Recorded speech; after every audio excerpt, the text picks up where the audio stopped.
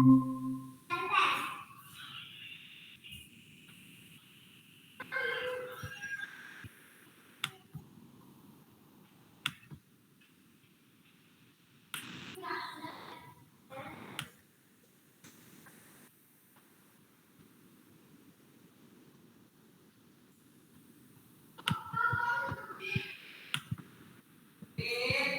നമ്മൾ third മൊഡ്യൂളാണ് discuss ചെയ്തിരുന്നത്. അതിൽ നമ്മൾ വേരിയസ് പോളിസീസ്, ഓക്കെ, മൂന്നാമത്തെ മൊഡ്യൂളിൽ വേരിയസ് പോളിസീസ്, അതേപോലെ ഇനീഷ്യേറ്റീവ്സ് ബൈ ഗവൺമെന്റ്, അതേപോലെ role of diaspora in global scenario, പിന്നെ അതേപോലെ പിന്നെ ഡയസ്പോറിക് ആയിട്ടുള്ള റെമിറ്റൻസ്, ഡയസ്പോറ അതായത് എക്കണോമീനെ ബൂസ്റ്റ് ചെയ്യാൻ ഡയസ്പോറകൾ, ഇന്ത്യൻ ഡയസ്പോറസ് എന്നൊക്കെ കിട്ടുന്ന ഇൻകം, ഇതിനെ പറ്റിയിട്ടാണ് ഡിസ്കസ് ചെയ്തിരുന്നത്. ഓക്കെ, അതിൽ നമ്മൾ ലാസ്റ്റ് പറഞ്ഞിരുന്നത് വേരിയസ് പോളിസീസ്, അതേപോലെ തന്നെ നമ്മൾ മിനിസ്ട്രി ഓഫ് എക്സ്റ്റേണൽ അഫയേഴ്സ്, അതേപോലെ പിന്നെ MOIA, അതേപോലെ MEA, പിന്നെ അതേപോലെ ICCR, ഇതൊക്കെ എന്താണ് പിന്നെ വേരിയസ് അതോറിറ്റീസ് അല്ലെങ്കിൽ ഓർഗനൈസേഷൻസ് എന്താണ് പ്രൊമോട്ട് ചെയ്യുക. അതായത് ഇന്ത്യൻ ഡയസ്പോറയുമായി ബന്ധപ്പെട്ടിട്ട് 3 കാറ്റഗറി ആയിട്ടായിരുന്നു ഈ ഒരു ക്ലാസിഫിക്കേഷൻ നടന്നത്. അത് ministry of overseas and Indian affairs, അത് ഇപ്പം മെർജ് ചെയ്തു മിനിസ്ട്രി ഓഫ് എക്സ്റ്റേണൽ അഫയേഴ്സിലേക്ക്. പിന്നീട് നമ്മൾ Indian council for cultural relations, okay, അത് നമ്മൾ പറഞ്ഞു.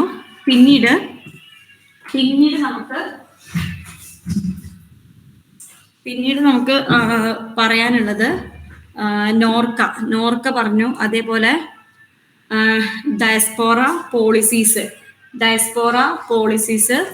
അതേപോലെ പിന്നെ അതിൽ തന്നെ പ്രവാസി ഭാരതീയ യോജനകളൊക്കെ നമ്മൾ കുറച്ച് ഡിസ്കസ് ചെയ്തിരുന്നു. ഡയസ്പോറ പോളിസീസുമായി ബന്ധപ്പെട്ടിട്ട് എക്കണോമിക് പോളിസീസ്, അതേപോലെ പിന്നെ കൾച്ചറൽ ആൻഡ് എഡ്യൂക്കേഷണൽ പോളിസീസ്, അതേപോലെ ഡയസ്പോറ അതായത് സിറ്റിസൺഷിപ്പുമായി ബന്ധപ്പെട്ട ഇന്ത്യൻ പിന്നെ വേരിയസ് പോളിസീസിന്റെ സ്റ്റാറ്റസുകൾ ഡിസ്കസ് ചെയ്ത ടേബിള്. ഡയസ്പോറ പോളിസീസ്, അതിൽ നമ്മൾ മഹാത്മാഗാന്ധി പ്രവാസി സുരക്ഷാ യോജന പെൻഷൻ, അതേപോലെ Pravasi Bharatiya Bima Yojana, Indian community welfare fund, ഇതൊക്കെയാണ് നമ്മൾ കഴിഞ്ഞ ക്ലാസ്സിൽ ഡിസ്കസ് ചെയ്ത് വെച്ച്. അതിൽ പ്രവാസി ഭാരതീയ ബീമ യോജനയിൽ നമ്മൾ എന്താണ് പിന്നെ കുറച്ച് കാര്യങ്ങളൊക്കെ ഡിസ്കസ് ചെയ്തു. 18 രാജ്യങ്ങളാണ്. അതേപോലെ easy immigration check required category പെടുന്ന രാജ്യങ്ങളാണ് ഇതിൽ നമ്മൾ ഉൾപ്പെടുത്തിയിട്ടുള്ളത്. അതേപോലെ നമുക്ക് പിന്നെ റീജിയണൽ ലെവലിൽ കേരള പ്രവാസി വെൽഫെയർ ബോർഡ് പ്രവർത്തിക്കുന്നുണ്ട്. നോൺ റെസിഡന്റ് കേരളൈറ്റ്സിന് വേണ്ടിയിട്ട് സെവറൽ പെൻഷൻ സ്കീമുണ്ട്. ഇനി നമുക്ക് അടുത്തത് ഡിസ്കസ് ചെയ്യാനുള്ളത് അൺഎംപ്ലോയ്മെന്റ്, അതായത് പ്രവാസി കൗശൽ വികാസ് യോജന. അതായത് ഇന്ത്യൻ ഗവൺമെന്റ് എന്താണ് അൺഎംപ്ലോയിഡ് മൈഗ്രൻസിന്, അതായത് അൺഎംപ്ലോയിഡ് ആയി കിടക്കുന്ന മൈഗ്രൻസിനെ പ്രത്യേകിച്ചൊന്നും പ്രൊവൈഡ് ചെയ്യുന്നില്ല. അതുകൊണ്ട് തന്നെ പിന്നെ ഇതിനൊരു പിന്നെ ഇവരുടെ അതായത് അൺഎംപ്ലോയിഡ് ആയിട്ടുള്ള മൈഗ്രൻസിന് വേണ്ടിയിട്ട് ഒരു എംപ്ലോയ്മെന്റബിലിറ്റിക്ക് വേണ്ടിയിട്ട് എന്ത് ചെയ്യുന്നുള്ളൂ, മൈഗ്രേറ്റഡ് ആയിട്ടുള്ള ഏരിയയിലേക്ക് അവരുടെ പിന്നെ എംപ്ലോയ്മെന്റ് പർപ്പസ് ഒക്കെ ഒന്നുകൂടി പ്രൊമോട്ട് ചെയ്യാൻ വേണ്ടിയിട്ട് എന്താണ് പ്രവാസി കൗശൽ വികാസ് യോജന. അപ്പൊ ഇതിലൂടെ എയിം ചെയ്യുന്നത് ഈ PKVY പ്രവാസി കൗശൽ വികാസ് യോജന എയിം ചെയ്യുന്നത് എന്ന് വെച്ച് കഴിഞ്ഞാല് എന്താണ് പിന്നെ മൈഗ്രന്റ് വർക്കേഴ്സിന് ഓവർസീസിൽ എംപ്ലോയ്മെന്റ് ഇപ്പൊ വിസയൊക്കെ കിട്ടി പോയിട്ട് ചിലപ്പോൾ പെട്ടെന്ന് എന്താണ് ജോലിയുടെ പ്രശ്നങ്ങൾ വരിക, അൺഎംപ്ലോയ്മെന്റിന്റെ ഇഷ്യൂ വരികയാണെങ്കിൽ ഇവരുടെ അവസ്ഥ, ഇവരുടെ ഒരു സ്കില്ലൊക്കെ മെച്ചപ്പെടുത്തി അവരുടെ ഒരു എംപ്ലോയ്മെന്റ് ഓപ്പർച്യൂണിറ്റീസ് പ്രൊവൈഡ് ചെയ്യാൻ ഈ ഒരു പ്രവാസി കൗശൽ വികാസ് യോജന ഇനീഷ്യേറ്റീവ് എടുക്കുന്നുണ്ട്. കൂടാതെ ഈ ഒരു യോജന പിന്നെ 14th പ്രവാസി ഭാരതീയ ദിവസ് 2017 ആണ് ഫോം ചെയ്തത്. കൂടാതെ ഈ ഒരു പ്രോഗ്രാമിന് പിന്നെ 14th പ്രവാസി ദിവസ് 2007. ഈ ഒരു പ്രോഗ്രാം ഇംപ്ലിമെന്റ് ചെയ്യുന്നത് മിനിസ്ട്രി ഓഫ് എക്സ്റ്റേണൽ അഫയേഴ്സും കൂടാതെ ministry of skill development and entrepreneurship MSDEയും MEAയും കൂടി ചേർന്നിട്ടാണ് ഈ ഒരു പിന്നെ പ്രവാസി കൗശൽ വികാസ് യോജന റൺ ചെയ്യുന്നത്. കൂടാതെ ഇതിലെന്താണ് പിന്നെ ഒരുപാട് എന്താണ് ഓറിയന്റേഷനും കാര്യങ്ങളും, അതായത് നമ്മൾ നാട് വിട്ടു പോണതിന് മുന്നേ ഓറിയന്റേഷനും കാര്യങ്ങളൊക്കെ നിർബന്ധിതമായിട്ടുള്ള ഓറിയന്റേഷനും കാര്യങ്ങളും അതായത് ഇതിന്റെ പ്രീ ഡിപ്പാർച്ചർ ഓറിയന്റേഷനും, അതായത് മൈഗ്രൻസ് പിന്നെ മറ്റുള്ള രാജ്യങ്ങളിലേക്ക് പോകാൻ തയ്യാറെടുക്കുന്നതിന് മുന്നായിട്ട് കൊടുക്കുന്ന കൗൺസിലിങ്ങും മറ്റും ഒരു ഓറിയന്റേഷൻ എന്നുള്ള രീതിക്ക് കൊടുക്കുന്നുണ്ട്. കൂടാതെ കേരളത്തില് എന്ത് ഈ Norka means non resident Keralites, ഇവരുടെ പിന്നെ കേരള നോർക്ക സംഘടിപ്പിക്കുന്ന 1 day pre departure training course ഉണ്ട്. അതായത് ഓവർസീസിൽ ജോലിക്ക് പോകാൻ ശ്രമിക്കുന്നവർ, അതിന്റെ പിന്നെ ജോലി അന്വേഷിക്കുന്നവരോ ഒക്കെ അവർക്ക് എന്താണ് ഒരു ജനറൽ ജോബ് സിറ്റുവേഷൻസിനെ പറ്റി, എബ്രോഡില് ജോബ് സിറ്റുവേഷൻസിനെ പറ്റിയിട്ട് എന്ത് ചെയ്യാണ് അവര് അതിനെ പറ്റിയുള്ള visa, emigration rules, employment contract, customs regulations, travel formalities ഒക്കെ ഇതിനെ പറ്റിയിട്ട് ഒരു ഓറിയന്റേഷൻ എന്നുള്ള രീതിയിൽ ക്ലാസ്സസും കോഴ്സസും ഒക്കെ പ്രൊവൈഡ് ചെയ്യുന്നുണ്ട്. ദെൻ പിന്നെ ഈ ഒരു സ്കീമിലൂടെ എന്താണ് നമുക്കൊരു ഈ ഒരു പ്രവാസി കൗശൽ വികാസ് യോജനയിലൂടെ ഒരു പ്രീ ഓറിയന്റേഷൻ കിട്ടുകയാണ്. നമ്മൾ എബ്രോഡ് പോവാൻ ശ്രമിക്കുന്നവർക്ക് അതിനെ പറ്റിയിട്ട് അതിൻ്റെ രാജ്യത്തിന്റെ എബ്രോഡിലുള്ള എംപ്ലോയ്മെന്റ് കോൺട്രാക്റ്റുകളും അവരുടെ റെഗുലേഷൻസും മറ്റും എന്താണ് അഡ്വാൻസ്ഡ് ആയിട്ട് മനസ്സിലാക്കാൻ ഇതുകൊണ്ട് സാധിക്കുന്നുണ്ട്.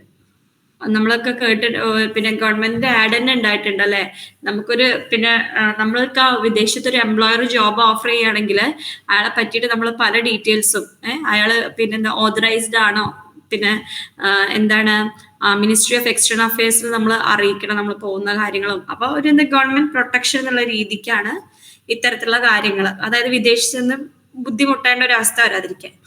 അടുത്തത് ഹെൽത്ത് കെയർ മേഖലയിലാണ്. ഹെൽത്ത് കെയർ മേഖലയിൽ എന്ന് പറഞ്ഞു കഴിഞ്ഞാല് ഇന്ത്യയിൽ നമുക്കറിയാം ഇന്ത്യൻ ഗവൺമെന്റ് ഒരുപാട് ഹെൽത്ത് സ്കീംസ് ഉണ്ട്, ഹെൽത്ത് ഇൻഷുറൻസ് സ്കീംസ്. അത് ഇപ്പോൾ പബ്ലിക് അതായത് ഗവൺമെന്റിന്റെ ഉടമസ്ഥതയിലുള്ളതായാലും അല്ലാതെ പ്രൈവറ്റ് സ്കീംസ് ഒരുപാട് സ്കീമുകളുണ്ട് അല്ലെ ഈ ഹെൽത്ത് കെയറിന്റെ മേഖല ഇൻഷുറൻസ് ആയിട്ട്. അപ്പൊ പബ്ലിക് ഇൻഷുറൻസ് സിസ്റ്റം നമുക്കറിയാം ഗവൺമെന്റ് ഓൺ ചെയ്യുന്നതായിരിക്കും. അതായത് new India assurance, oriental insurance company, national insurance company, അതേപോലെ യുണൈറ്റഡ് ഇൻഷുറൻസ് ഇന്ത്യ എന്നൊക്കെ പറയുന്ന എന്താണ് ഗവൺമെന്റ് ഓൺഡ് ആയിട്ടുള്ള ഇൻഷുറൻസ് കമ്പനീസ് ആണ്, ഇൻഷുറൻസ് സിസ്റ്റം ആണ്. കൂടാതെ നാഷണൽ ഇൻഷുറൻസ് കമ്പനി, അതേപോലെ യുണൈറ്റഡ് ഇൻഷുറൻസ് ഒക്കെ ഒരുപാട് എന്താണ് ഈ ഇമിഗ്രൻസിനൊക്കെ വേണ്ടിയിട്ട് ഒരുപാട് ഇൻഷുറൻസ് പോളിസീസ് ഉണ്ട്. കൂടാതെ NRIക്ക് എന്താണ് ഹെൽത്ത് ഇൻഷുറൻസ് പോളിസീസ്, ഈ പിന്നെ നമ്മൾ മുകളിൽ പറഞ്ഞ നാഷണൽ ഇൻഷുറൻസ് കമ്പനി, അതേപോലെ ന്യൂ ഇന്ത്യ ഇൻഷുറൻസ് കമ്പനി ഒക്കെ ഒരുപാട് പോളിസീസ് എന്ത് ചെയ്യുക അവർക്ക് ഹെൽത്തുമായി ബന്ധപ്പെട്ടിട്ട്, അതായത് ഇന്ത്യയിൽ ട്രീറ്റ്മെന്റിന് വേണ്ടിയിട്ട് ഹെൽത്തുമായി ബന്ധപ്പെട്ടുള്ള കാര്യങ്ങളൊക്കെ പോളിസീസ് എല്ലാം എടുക്കുക എന്നാ പറയുന്നത്. കൂടാതെ ഗവൺമെന്റ് എന്ത് ചെയ്യുന്നുണ്ട് പ്രത്യേകമായിട്ടുള്ള സ്ട്രാറ്റജികൾ ഇത്തരത്തിലുള്ള പിന്നെ ഓവർസീസ് ഇന്ത്യൻസിന് വേണ്ടിയിട്ട് ഇത്തരത്തിലുള്ള ഒരുപാട് സ്കീംസുകൾ കൊണ്ടുവരുന്നുണ്ട്. ഈ ഒരു പിന്നെ പോളിസീസിന്റെ ഭാഗമായിട്ട് നമുക്ക് ഹെൽത്ത് കെയർ എബ്രോഡും കൂടാതെ റെസിഡൻഷ്യൽ ഗൈഡ് ലൈൻസും ഒക്കെ കൊടുക്കുന്നുണ്ട്. അതായത് എബ്രോഡിൽ നമ്മൾക്ക് ഹെൽത്ത് കെയറിന്റെ ഭാഗമായിട്ട് വരാവുന്ന കാര്യങ്ങള്, അതേപോലെ ഗൈഡ് ലൈൻസ് ഒക്കെ ഈ ഒരു പിന്നെ ഹെൽത്ത് കെയർ സ്കീമിലൂടെ കൊടുക്കുന്നുണ്ട്. കൂടാതെ ഈ ഒരു സ്കീമിലൂടെ NRIസിന് മാത്രമല്ല കവർ ചെയ്യുന്നത്, പിന്നെ മറ്റു തരത്തിലുള്ള അതായത് രാഷ്ട്രീയ Swasthya Bima Yojana RSBY health insurance scheme, അതായത് പാവപ്പെട്ടവർക്കും അതേപോലെ പിന്നെ സോഷ്യലി വീക്ക് ആയിട്ടുള്ള ഗ്രൂപ്പിനൊക്കെ എന്ത് ചെയ്യുന്നുണ്ട് ഈ ഒരു ഹെൽത്ത് കെയർ സ്കീം പ്രൊവൈഡ് ചെയ്യുന്നുണ്ട് ഇന്ത്യൻ ഗവൺമെന്റ് വേരിയസ് ഇൻഷുറൻസ് കമ്പനീന്ന്. പിന്നെ അതിന്റെ വേറൊരു പ്രത്യേകത എന്ന് പറഞ്ഞു കഴിഞ്ഞാല് the Indian community welfare fund ICWF, the Indian community welfare fund, അപ്പൊ എമർജൻസി, അതായത് നമുക്ക് അടിയന്തര ഘട്ടങ്ങളിലൊക്കെ എന്താണ് മെഡിക്കൽ കെയർ പിന്നെ നമ്മൾ ഓവർസീസ് ഇന്ത്യൻസിന് വേണ്ടിയിട്ട് പ്രൊവൈഡ് ചെയ്യുന്നുണ്ട്. അതായത് ഇപ്പോൾ ഓവർസീസ് ഇന്ത്യൻസിന് പിന്നെ എമർജൻസി വല്ലതും സംഭവിക്കുകയാണെങ്കിൽ അവർക്ക് ആക്സിഡന്റോ അല്ലെങ്കിൽ ഇഞ്ചുറീസോ അതേപോലെ അവർക്ക് എന്തെങ്കിലും മെഡിക്കൽ കണ്ടീഷൻസ്, വളരെ ബുദ്ധിമുട്ടുള്ള മെഡിക്കൽ കണ്ടീഷൻസ് വരികയാണെങ്കിൽ, ഒരു സീരിയസ് ആയിട്ടുള്ള ഡിസബിലിറ്റി സംഭവിക്കുകയാണെങ്കിൽ പിന്നെ ഒരു മെഡിക്കൽ കെയർ എന്നുള്ള രീതിയിൽ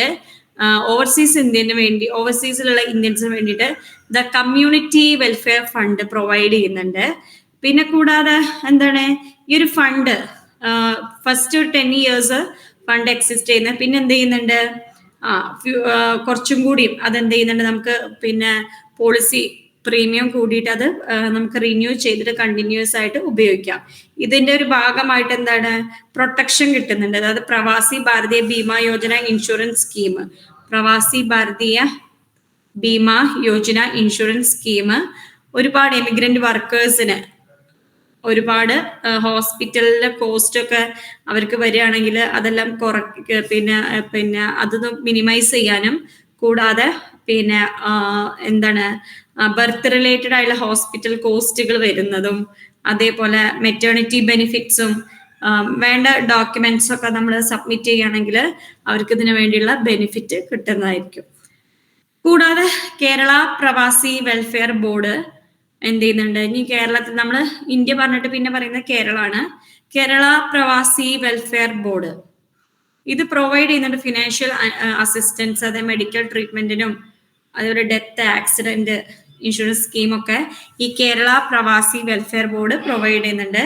ഈ ഒരു സ്കീം പ്രകാരം നോർക്ക, അതായത് non resident Keralites, non resident കേരളൈറ്റ്സിന് എന്ത് ചെയ്യുന്നുണ്ട്, ക്രിട്ടിക്കൽ ആയിട്ടുള്ള ഇൽനെസ് ഒക്കെ വരികയാണെങ്കിൽ അവർക്ക് ഫിനാൻഷ്യൽ അസിസ്റ്റൻസ്, ഒരുപാട് ഫിനാൻഷ്യൽ അസിസ്റ്റൻസ് പ്രൊവൈഡ് ചെയ്യുന്നുണ്ട്, ഏകദേശം 50,000 രൂപ. കൂടാതെ എന്താണ് അവർക്ക് പിന്നെ അതിലേക്ക് വേണ്ടിയിട്ടുള്ള ബെനിഫിറ്റും മറ്റും പ്രൊവൈഡ് ചെയ്യുന്നുണ്ട്.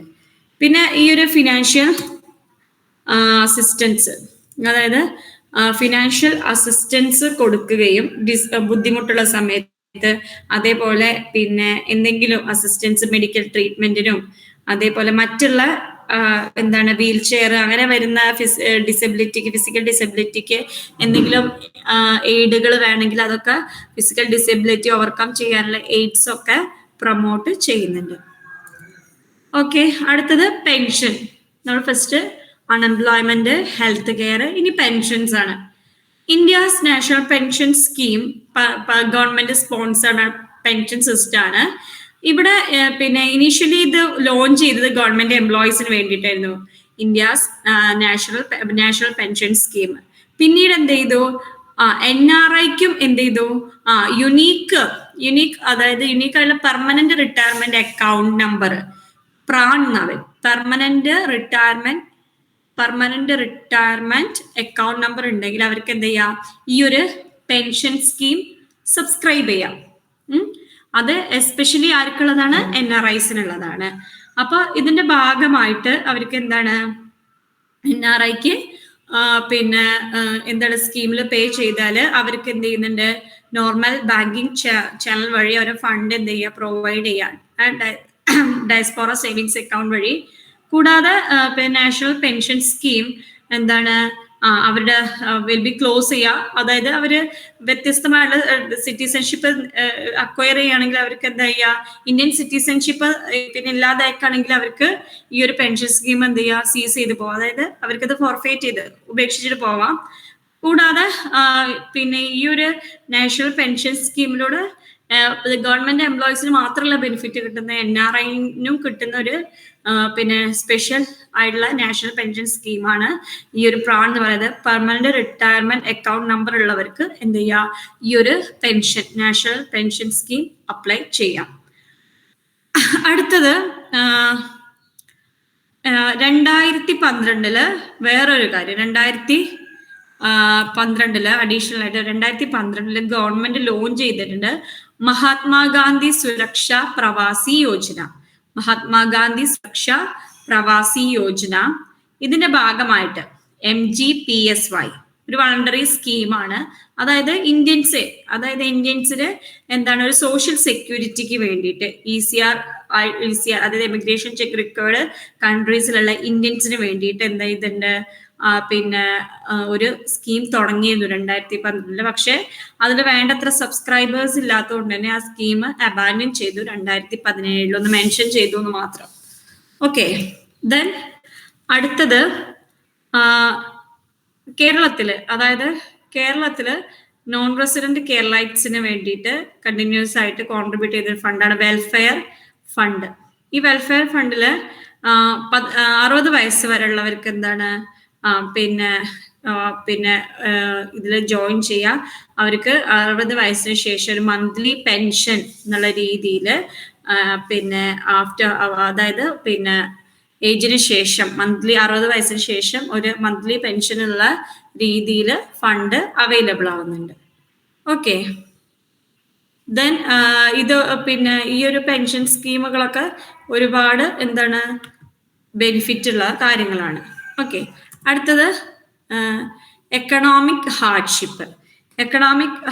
പറഞ്ഞാൽ ഇവിടെ നമുക്കറിയാം ഡിസ്ട്രസ് ഉള്ള സമയത്തൊക്കെ അല്ലെങ്കിൽ എമർജൻസിന്റെ സമയത്തൊക്കെ ഇന്ത്യൻ നാഷണൽസിന് വേണ്ടിയിട്ടാണ് എന്ത് ചെയ്തത്, ഇത് ഫോം ചെയ്തിട്ടുള്ളത്. ഒരു ഇന്ത്യൻ കമ്മ്യൂണിറ്റി വെൽഫെയർ ഫണ്ടാണ്. കൂടാതെ ഈ ഒരു കമ്മ്യൂണിറ്റി വെൽഫെയർ ഫണ്ട് കൊണ്ട് എന്താണ് ഇന്ത്യൻ നാഷണൽസിനെ അവർ എബ്രോഡുള്ള സമയത്ത് അവർക്ക് ബുദ്ധിമുട്ടോ അല്ലെങ്കിൽ എന്തെങ്കിലും അത്യാവശ്യ ഘട്ടങ്ങളിൽ ഫണ്ട് പ്രൊവൈഡ് ചെയ്യാൻ വേണ്ടിയിട്ടാണ് Indian community welfare fund form ചെയ്തിട്ടുള്ളത്.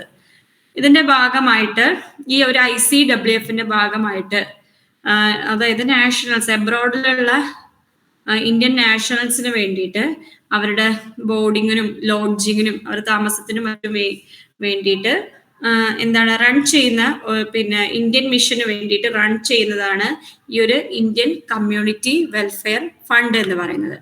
ഓക്കെ, പിന്നെ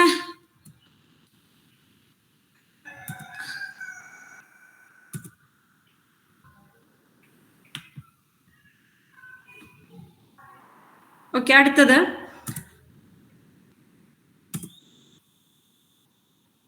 ഇന്ത്യൻ കമ്മ്യൂണിറ്റി വെൽഫെയർ ഫണ്ട് ഒന്ന് നോക്കാം.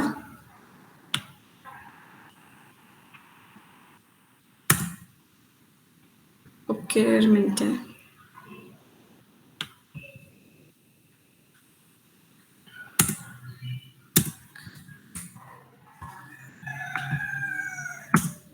അടുത്തത് ഈ എക്കണോമിക് ഹാർഡ്ഷിപ്പിന് വേണ്ടിയിട്ട് ഫോം ചെയ്ത ഇന്ത്യൻ കമ്മ്യൂണിറ്റി വെൽഫെയർ ഫണ്ടിന്റെ ഭാഗമായിട്ട് ഇതില് എന്താണ് പിന്നെ ഓവർസീസ് നാഷണൽസ് ലീഗൽ അസിസ്റ്റൻസും അതേപോലെ എന്തെങ്കിലും അവർ മൈനർ ആയിട്ടുള്ള ക്രൈംസ് ചെയ്യുകയാണെങ്കിൽ അതേപോലെ അവര് എന്തെങ്കിലും തെറ്റായിട്ടുള്ള വല്ല കാര്യങ്ങളിലും ഏർപ്പെട്ട് അവർ ജയിലിലൊക്കെ ആവുകയാണെങ്കിൽ അവർക്ക് അസിസ്റ്റൻസ് കൊടുക്കാൻ വേണ്ടിയിട്ട് ഫോം ചെയ്തിട്ടുള്ള ഒരു fund Indian community welfare fund.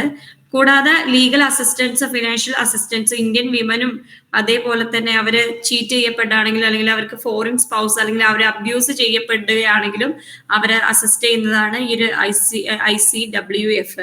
നമുക്കറിയാം കുറച്ച് മുന്നേ ഒരുപാട് ന്യൂസ് ഒക്കെ ഉണ്ടായിരുന്നല്ലേ, യൂസഫ് അലി ഒരാളെ അബ്രോഡിൽ നിന്ന് റിലീസ് ചെയ്തു, ജയിലിലൊക്കെ ആയ ആൾക്കാർ, അതൊക്കെ ഇതിന്റെ ഒരു ഭാഗമായിട്ടാണ് കേട്ടോ. NRIസിന് കൊടുക്കുന്ന ബെനിഫിറ്റിന്റെ ഭാഗമായിട്ട്.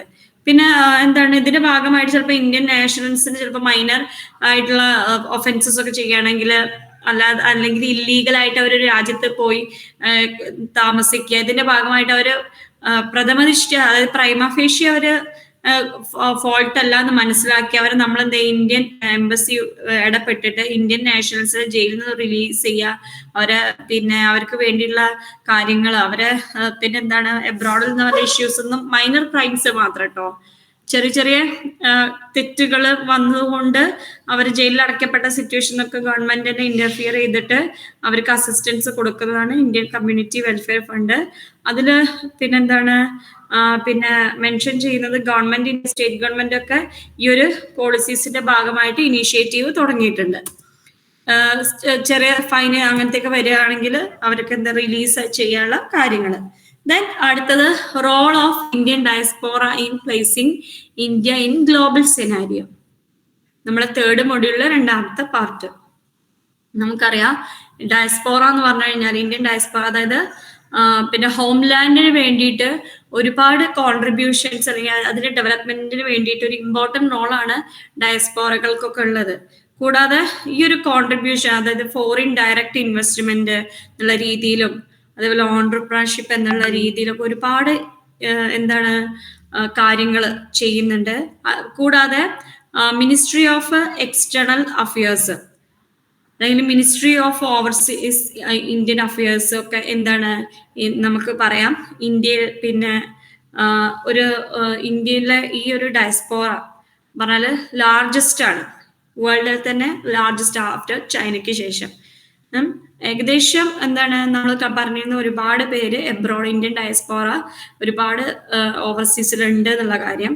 പിന്നെ വേറെ നമ്മൾ ലോകത്തിൽ തന്നെ നോക്കുകയാണെങ്കിൽ ഇന്ത്യക്കാണ് ഏറ്റവും കൂടുതലായിട്ടും ഫോറിൻ റെമിറ്റൻസ് കിട്ടുന്നത്. അതും എവിടുന്നാണ് അധികം? ഗൾഫ് കൺട്രീസ് എന്നാണ് ഇന്ത്യയിലേക്ക് ഒരുപാട് ഫോറിൻ ഇൻവെസ്റ്റ്മെന്റ്സ് വരുന്നത്. അതായത് റെമിറ്റൻസ് വരുന്നത്, വിദേശത്ത് നിന്ന് വരുന്ന പണം ഏറ്റവും കൂടുതൽ പിന്നെ ഇന്ത്യയിലേക്ക് എത്തുന്നത് എവിടുന്നാണ്? ഗൾഫ് കൺട്രീസ് എന്നാണ്. കൂടാതെ നമുക്ക് ഇതില് പിന്നെ ഓവർസീസ് ഇന്ത്യൻസ് അവരുടെ ആനുവൽ ഇൻകം പറയുന്നത് ഏകദേശം ഒരു 400 ബില്യൺ, അതായത് ഇന്ത്യന്റെ GDP-ന്റെ 30% ഒക്കെയാണ് കണക്ക് പറയുന്നത്. കൂടാതെ റിസർവ് ബാങ്ക് അതിന്റെ റിപ്പോർട്ടിൽ പറഞ്ഞിട്ടുണ്ട്, അതായത് വർക്കേഴ്സ് റെമിറ്റൻസ് എന്ന് പറയുന്നത് 46.4 ബില്യൺ 2008-2009 ഡ്യൂറേഷനിൽ. പിന്നീട് അത് ഹൈക്ക് ചെയ്യാണ്. അപ്പൊ ഇത് ഷോ ചെയ്യുന്നത് പറഞ്ഞാല് ഓരോരോ വർഷം കൂടുന്തോറും റെമിറ്റൻസ് കൂടി വരികയാണ്. മാക്സിമം റെമിറ്റൻസ് ഇന്ത്യക്ക് കിട്ടുന്നത് US കഴിഞ്ഞാൽ പിന്നെ സൗദി അറേബ്യ ആൻഡ് UAE എന്നൊക്കെയാണ് ഒരുപാട് റെമിറ്റൻസ് കിട്ടുന്നത്. പിന്നെ ഈ റിസർവ് ബാങ്ക് ഓഫ് ഇന്ത്യന്റെ റിപ്പോർട്ട് പ്രകാരം മൈഗ്രൻസ് അവരുടെ ഫാമിലിക്ക് വേണ്ടിയിട്ടാണ് ഫണ്ട് സെൻഡ് ചെയ്യുന്നത്. പിന്നെ അവരുടെ ഹോംലി കാര്യങ്ങൾക്ക് വേണ്ടിയിട്ട്, ഫാമിലീസിന് വേണ്ടിയിട്ടാണ്. പിന്നെ അതിൽ 61% കൂടുതലും ഇന്ത്യൻസ് യൂസ് ചെയ്യുന്നത് ഈ വിദേശത്ത് നിന്ന് കിട്ടുന്ന ഫണ്ട്, അതായത് അവരുടെ ഓവർസീസിലുള്ള ആൾക്കാർ അയക്കുന്ന ഫണ്ട് യൂട്ടിലൈസ് ചെയ്യുന്നത് ഫാമിലി മെയിൻ്റനൻസിനും അതേപോലെ food, education, health, marriage, house construction അങ്ങനെ തുടങ്ങിയ കാര്യങ്ങൾക്ക് വേണ്ടിയിട്ടാണ്. അപ്പോൾ ഈ മണി പൊതുവെ പാരൻസ് കുട്ടികളും ചിൽഡ്രൻ പാരൻസിന് എന്നുള്ള രീതിക്കാണ് അയച്ചു കൊടുക്കുന്നത്. അതായത് പാരൻസ് വർക്ക് ചെയ്യുന്നവരാണെങ്കിൽ കുട്ടികൾക്കും, മക്കൾ വർക്ക് ചെയ്യുന്നവരാണെങ്കിൽ പാരൻസിനും ഫാമിലിക്കൊക്കെ വേണ്ടിയിട്ടാണ് അയക്കുന്നത് ഫണ്ട്. ഇതിന്റെ ഭാഗമായിട്ട് ഓരോരോ സ്റ്റഡികൾ പറയുന്നത് ഏകദേശം അവര് ഈ കിട്ടുന്ന ഫണ്ടിൽ 20% അവർ ചിലപ്പോ പിന്നെ ഫണ്ട് കിട്ടുന്നതിൽ ഡെപ്പോസിറ്റ് ചെയ്യുന്നുണ്ട്. 20% അവർക്ക് കിട്ടുന്ന ഫോറിൻ റെമിറ്റൻസ് കിട്ടുന്നത് ഓരോരോ ഫാമിലി 20% സേവ് ചെയ്യുകയും ഏകദേശം ബാക്കിയുള്ളത് മറ്റുള്ള കാര്യങ്ങൾക്ക് വേണ്ടി ഉപയോഗിക്കുന്നുണ്ട്. കൂടാതെ ഇന്റർനാഷണൽ റെമിറ്റൻസ് കേരളത്തിൽ നോക്കുകയാണെങ്കിൽ 2007-2008 കാലഘട്ടങ്ങളിൽ ഒരു ഏകദേശം 50,000 കോടി, അതേപോലെ മഹാരാഷ്ട്ര പറയുമ്പോൾ 26,000 കോടി, തമിഴ്നാട് പറയുമ്പോൾ 17 കോടിക്കൊക്കെ അടുത്തുള്ള രീതിയിലാണ് അവർക്ക് റെമിറ്റൻസ് കിട്ടുന്നത്. അപ്പൊ അങ്ങനെ നോക്കുകയാണെങ്കിൽ നമുക്കറിയാം കേരളത്തിനാണ് ഏറെക്കുറെ ഏറ്റവും കൂടുതൽ ഫോറിൻ റെമിറ്റൻസ് കിട്ടുന്നത്. കേരളയാണ് ടോപ്പ് എന്നുള്ള രീതിയിൽ പറയാം. കേരള അച്ചീവ്സ് ടോപ്പ് ഇൻ റെമിറ്റൽ ലിസ്റ്റില് കേരളക്കാണ് ഏറ്റവും കൂടുതൽ പിന്നെ ഫണ്ട് കിട്ടുന്നതും അത് യൂട്ടിലൈസ് ചെയ്യുന്നതും. കൂടാതെ പിന്നെ മറ്റുള്ള സ്റ്റേറ്റുകൾ കേരളത്തിന്റെ അടുത്ത് നോക്കുമ്പോൾ വളരെ കുറവാണ് അവരുടെ റെമിറ്റൻസ്. പിന്നെ നമ്മളെ രാജ്യത്തിലേക്ക് വരുന്നത് ഈ ഒരു US, അതേപോലെ ഗൾഫ് കൺട്രീസ് ഒക്കെ കഴിഞ്ഞ യൂറോപ്പും അതേപോലെ നോർത്ത് അമേരിക്കയാണ് മാസീവ് റെമിറ്റൻസ് വരുന്നത്, inflow into the home country. RBIന്റെ ഒരു എസ്റ്റിമേറ്റ് പ്രകാരം 2009 ഡ്യൂറേഷനിൽ ഏകദേശം 53.9 ബില്യൺ എന്ത് ചെയ്തിട്ടുണ്ട്, റെമിറ്റൻസ് ഇന്ത്യയിലേക്ക് വന്നിട്ടുണ്ട്. ഇതിന്റെ ഭാഗമായിട്ട് എന്താണ് ഒരുപാട് ചാനൽസ് ഇവിടെ മണി എത്തിയിട്ടുണ്ട്. കൂടാതെ ഈ ഒരു ഒരു റെമിറ്റൻസ് കൊണ്ട് തന്നെ ഇന്ത്യൻ എക്കണോമി ഒരുപാട് ബിഗ് പവറിലേക്ക് ഒരു ഷോർട്ട് പീരീഡ് കൊണ്ട് തന്നെ എത്തിയിട്ടുണ്ട്.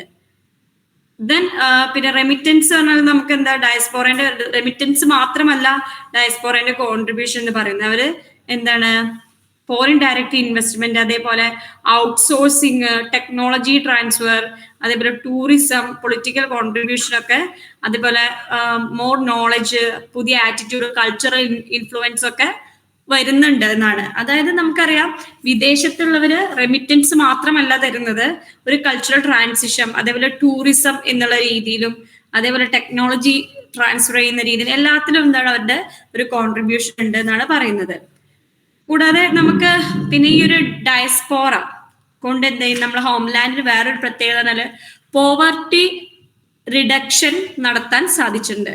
അതായത് പോവർട്ടി ഇല്ലാതാക്കാൻ ഈ ഹോസ്റ്റ് ലാൻഡിൽ നിന്നും കിട്ടുന്ന റെമിറ്റൻസ് പോവർട്ടി ഇല്ലാതാക്കാനും സഹായിച്ചിട്ടുള്ളതെന്ന് പറഞ്ഞാല് വേറൊരു പ്രത്യേകതയാണ്. ഇനി അടുത്തത് മൈഗ്രേഷനും ഹൗസിങ്ങും തമ്മിലുള്ള ഒരു കണക്ഷൻ എന്താണ്, എന്താണ് ഈ മൈഗ്രേഷനും ഹൗസിങ്ങും എന്തുകൊണ്ട് എത്ര റിലേറ്റഡ് ആയി കിടക്കുന്നു എന്ന് വെച്ച് കഴിഞ്ഞാല് നമുക്കറിയാം മൈഗ്രന്റിന്റെയും നോൺ മൈഗ്രന്റിന്റെയും കൺസ്ട്രക്ഷൻ ഓഫ് ഹൗസസ് എന്നുള്ള വ്യത്യാസം ഉണ്ട് അല്ലെ.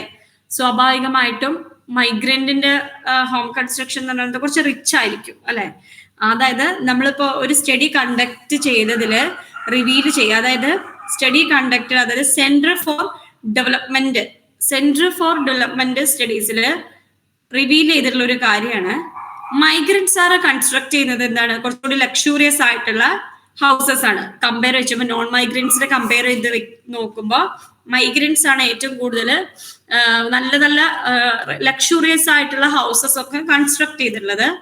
ഇത് പറഞ്ഞാൽ സൊസൈറ്റിയിൽ ഉണ്ടാക്കുന്ന ഒരു മേജർ ഇമ്പാക്റ്റ് ആണ്. കാരണം മേജർ ഇമ്പാക്റ്റ് എന്ന് പറയാൻ കാരണം സൊസൈറ്റിന്റെ ഭാഗമായിട്ട് ഈ നോൺ മൈഗ്രൻസിന്റെ ആ ഡിഫറൻസ് എന്ന് പറയുന്നത്, മൈഗ്രൻസ് അവരുടെ സ്റ്റാറ്റസ് മെയിൻറ്റെയിൻ ചെയ്ത് കൊണ്ടുപോകാൻ വേണ്ടിയിട്ട് എന്താണ് ലക്ഷൂറിയസ് ആയിട്ടുള്ള അവര് വിദേശത്ത് എഫേർട്ട് എടുക്കുന്നതിന്റെ റിസൾട്ട് അവര് സമൂഹത്തിൽ കാണിക്കാൻ വേണ്ടി ഒരു സ്റ്റാറ്റസിന്റെ ഭാഗമായിട്ടൊക്കെ എന്ത് ചെയ്യുന്നുണ്ട്, ലക്ഷൂറിയസ് ആയിട്ടുള്ള ഹൗസസ് കൺസ്ട്രക്ട് ചെയ്യുന്നുണ്ട്. അതാണ് മൈഗ്രന്റിന്റെയും നോൺ മൈഗ്രന്റിന്റെയും കൺസ്ട്രക്ഷൻ തമ്മിലുള്ള വ്യത്യാസം. അവർക്ക് ഈ വിദേശത്തൊക്കെ ചെന്ന് പല പല പുതിയ കൺസ്ട്രക്ഷൻ കൺസ്ട്രക്ഷനുമായി ബന്ധപ്പെട്ടുള്ള പുതിയ പ്ലാൻസ്, അതേപോലെ തന്നെ വീടുകളിലേക്ക് ഉപയോഗിക്കാൻ എക്യുപ്മെന്റ്സ്, ഹോം അപ്ലയൻസസ് ഒക്കെ അവരെന്താ സ്വാഭാവികമായിട്ട് അവരെ അട്രാക്ട് ചെയ്യും മൈഗ്രൻസിനെ. അപ്പൊ സ്വാഭാവികമായിട്ടും അവർ ഓപ്റ്റ് ചെയ്യുന്നത് കുറച്ചും കൂടി ലക്ഷൂറിയസ് ആയിട്ടുള്ള ഹൗസസ് ആണ്.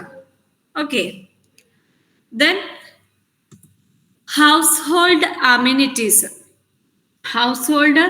അമ്യൂണിറ്റീസ് എന്ന് പറഞ്ഞു കഴിഞ്ഞാൽ എന്താണ്, ഈ ഗൾഫ് മൈഗ്രേഷന്റെ ഭാഗമായിട്ട് ഇന്ത്യയിൽ എന്താണ് ഗ്രാസ് റൂട്ട് ലെവലിൽ തന്നെ മാറ്റം വന്നിട്ടുണ്ട്. ഒരുപാട് സ്റ്റഡീസ്, ഒരുപാട് പേര് നടത്തിയ പഠനങ്ങളിലാണ് ഇത് കണ്ടെത്തിയിട്ടുള്ളത് കൊണ്ടാണ് പറയുന്നത്. അതായത് അവരുടെ റെമിറ്റൻസിന്റെ ഭാഗമായിട്ട് അവരെ പല കാര്യങ്ങളും അവരുടെ റെമിറ്റൻസ് ഇൻഫ്ലുവൻസ് ചെയ്യുന്നുണ്ട്. അതായത് നോൺ മൈഗ്രന്റ് പീപ്പിളിനെ കമ്പയർ ചെയ്യുമ്പോൾ മൈഗ്രന്റ് പീപ്പിളിന്റെ ഇതെന്താണ്, നമ്മൾ മുൻകാലങ്ങളിൽ നോക്കുകയാണെങ്കിൽ ഏറ്റവും കൂടുതൽ ഇലക്ട്രിഫൈഡ്, പണ്ടൊക്കെ നോക്കുകയാണെങ്കിൽ ഇലക്ട്രിഫൈഡ് ആയിട്ടുള്ള വീടൊക്കെ മൈഗ്രൻസിനും, കൂടാതെ LPG ഉപയോഗിക്കുന്നത് അവരെ സ്റ്റാൻഡേർഡ്, അതായത് കുക്കിങ്ങിന് വേണ്ടിയിട്ട് ലിക്വിഫൈഡ് പെട്രോളിയം ഗ്യാസ് ഉപയോഗിക്കുന്നത് എന്താണ് അധികം അവരുടെ സ്റ്റാൻഡേർഡ് ഓഫ് ലിവിങ്ങിന്റെ ഭാഗമായിട്ട് കാണാൻ വേണ്ടിയിട്ട് തന്നെ അവര് അത്തരത്തിലുള്ള ഹൗസ് ഹോൾഡ് അമ്യൂണിറ്റീസ് ഒക്കെ ഉപയോഗിക്കുന്നുണ്ട്. പിന്നെ എന്താണ് മൈഗ്രന്റ് ഫാമിലീസ് എന്ത് ചെയ്യുന്നുണ്ട്, ഹൈ പർച്ചേസിങ് കപ്പാസിറ്റി ഉണ്ടായതുകൊണ്ട് തന്നെ അവര് പർച്ചേസ് ചെയ്യുന്ന എന്താണ് എല്ലാ തരത്തിലുള്ള എന്താണ് അവർക്ക് യൂട്ടിലിറ്റി പ്രൊവൈഡ് ചെയ്യുന്ന എല്ലാ തരത്തിലുള്ള പ്രൊഡക്റ്റും അവര് പർച്ചേസിങ് പവർ ഉള്ളതുകൊണ്ട് തന്നെ മേടിക്കുന്നുണ്ട്. നോൺ മൈഗ്രന്റ് ഫാമിലീസിനെക്കാളും കൂടുതൽ ഓപ്റ്റ് ചെയ്യുന്നത് ആരെന്നെയാണ്, മൈഗ്രന്റ് ഫാമിലീസ്, മൈഗ്രന്റ് ആയിട്ടുള്ള മൈഗ്രൻസിന്റെ ഫാമിലീസ് ആണ് ഓപ്റ്റ് ചെയ്യുന്നത്. അടുത്തത് നമ്മൾ ഇവരുടെ ഈ ഒരു ലൈഫ് സ്ട്രക്ചർ, അതായത് ഇവരുടെ ലൈഫ് സ്ട്രക്ചർ എന്ന് കുറച്ചും കൂടി എന്താണ് മറ്റുള്ള ഹൗസ് ഹോൾഡിന്റെ കാര്യത്തിലൊക്കെ കുറച്ചും കൂടി ബെറ്റർ ആയിരിക്കും, അല്ലെങ്കിൽ കുറച്ചുകൂടി അവർക്ക് പർച്ചേസിങ് പവർ ഉള്ളത് കൊണ്ട് തന്നെ വ്യത്യസ്തമായിരിക്കും. അടുത്തത് ഈ ഒരു position of consumer durables. Position of consumer durables, ഇതിന്റെ പ്രത്യേകത എന്ന് പറഞ്ഞാല് പിന്നെ ഏറ്റവും ലക്ഷൂറിയസ് ആയിട്ടുള്ള പ്രൊഡക്റ്റുകൾ, ഏറ്റവും ലക്ഷൂറിയസ് ആയിട്ടുള്ള പ്രൊഡക്റ്റുകൾ, ഡ്യൂറബിൾസ് ഒക്കെ ഓപ്റ്റ് ചെയ്യുന്നത് ആരാണ്? മൈഗ്രൻസ് ആണ്. അവരുടെ ഒരു കോൺസ്പീഷ്യസ്, അതായത് കൺസംഷന്റെ ഭാഗമായിട്ട് അവര് പിന്നെ ലക്ഷൂറിയസ് ആയിട്ടുള്ള പ്രൊഡക്റ്റ്, എസ്പെഷ്യലി കേരളത്തിലും കൂടാതെ മൈഗ്രൻസ് യൂസ് ചെയ്യുന്ന കൺസ്യൂമർ ഡ്യൂറബിൾസ് അവരുടെ ഹോംലാൻഡിൽ പിന്നെ സാധനങ്ങൾ, ഹോംലാൻഡിലേക്ക് ആവശ്യമായ സാധനങ്ങളൊക്കെ നല്ലത് കുറച്ചും കൂടി കസ്റ്റമൈസ്ഡ് ആയിട്ട് നല്ല രീതിയിലുള്ള സാധനങ്ങളാണ് മേടിക്കുന്നത്. കൂടാതെ ഈ ഒരു പിന്നെ കൺസ്യൂമർ ഡ്യൂറബിൾസിന്റെ പൊസിഷൻ എന്ന് പറഞ്ഞാൽ അവരെ സംബന്ധിച്ചിടത്തോളം അവരെ പർച്ചേസിങ് പവർ കൂടുന്നതിനനുസരിച്ച് അവർ സ്വാഭാവികമായിട്ടും കൺസ്യൂമർ ഡ്യൂറബിൾസ് ഒക്കെ ഒരുപാട് ഓപ്റ്റ് ചെയ്യുന്നുണ്ട്. അവര് പിന്നെ ഒരു പർച്ചേസിങ് പവറിന്റെ ഭാഗമായിട്ട് ഇത്തരത്തിലുള്ള ഏറ്റവും സ്പെസിഫൈഡ് ആയിട്ടുള്ള പ്രൊഡക്ട്സ് ഒക്കെ ഓപ്റ്റ് ചെയ്യുന്നത്. അടുത്തത് എഡ്യൂക്കേഷൻ ആൻഡ് ഒക്യുപ്പേഷൻ. എഡ്യൂക്കേഷനും ഒക്യുപ്പേഷനും തമ്മിൽ വ്യത്യാസമുണ്ട് എന്നാണ് പറയുന്നത്. മൈഗ്രൻസും അതേപോലെ നോൺ മൈഗ്രൻസും.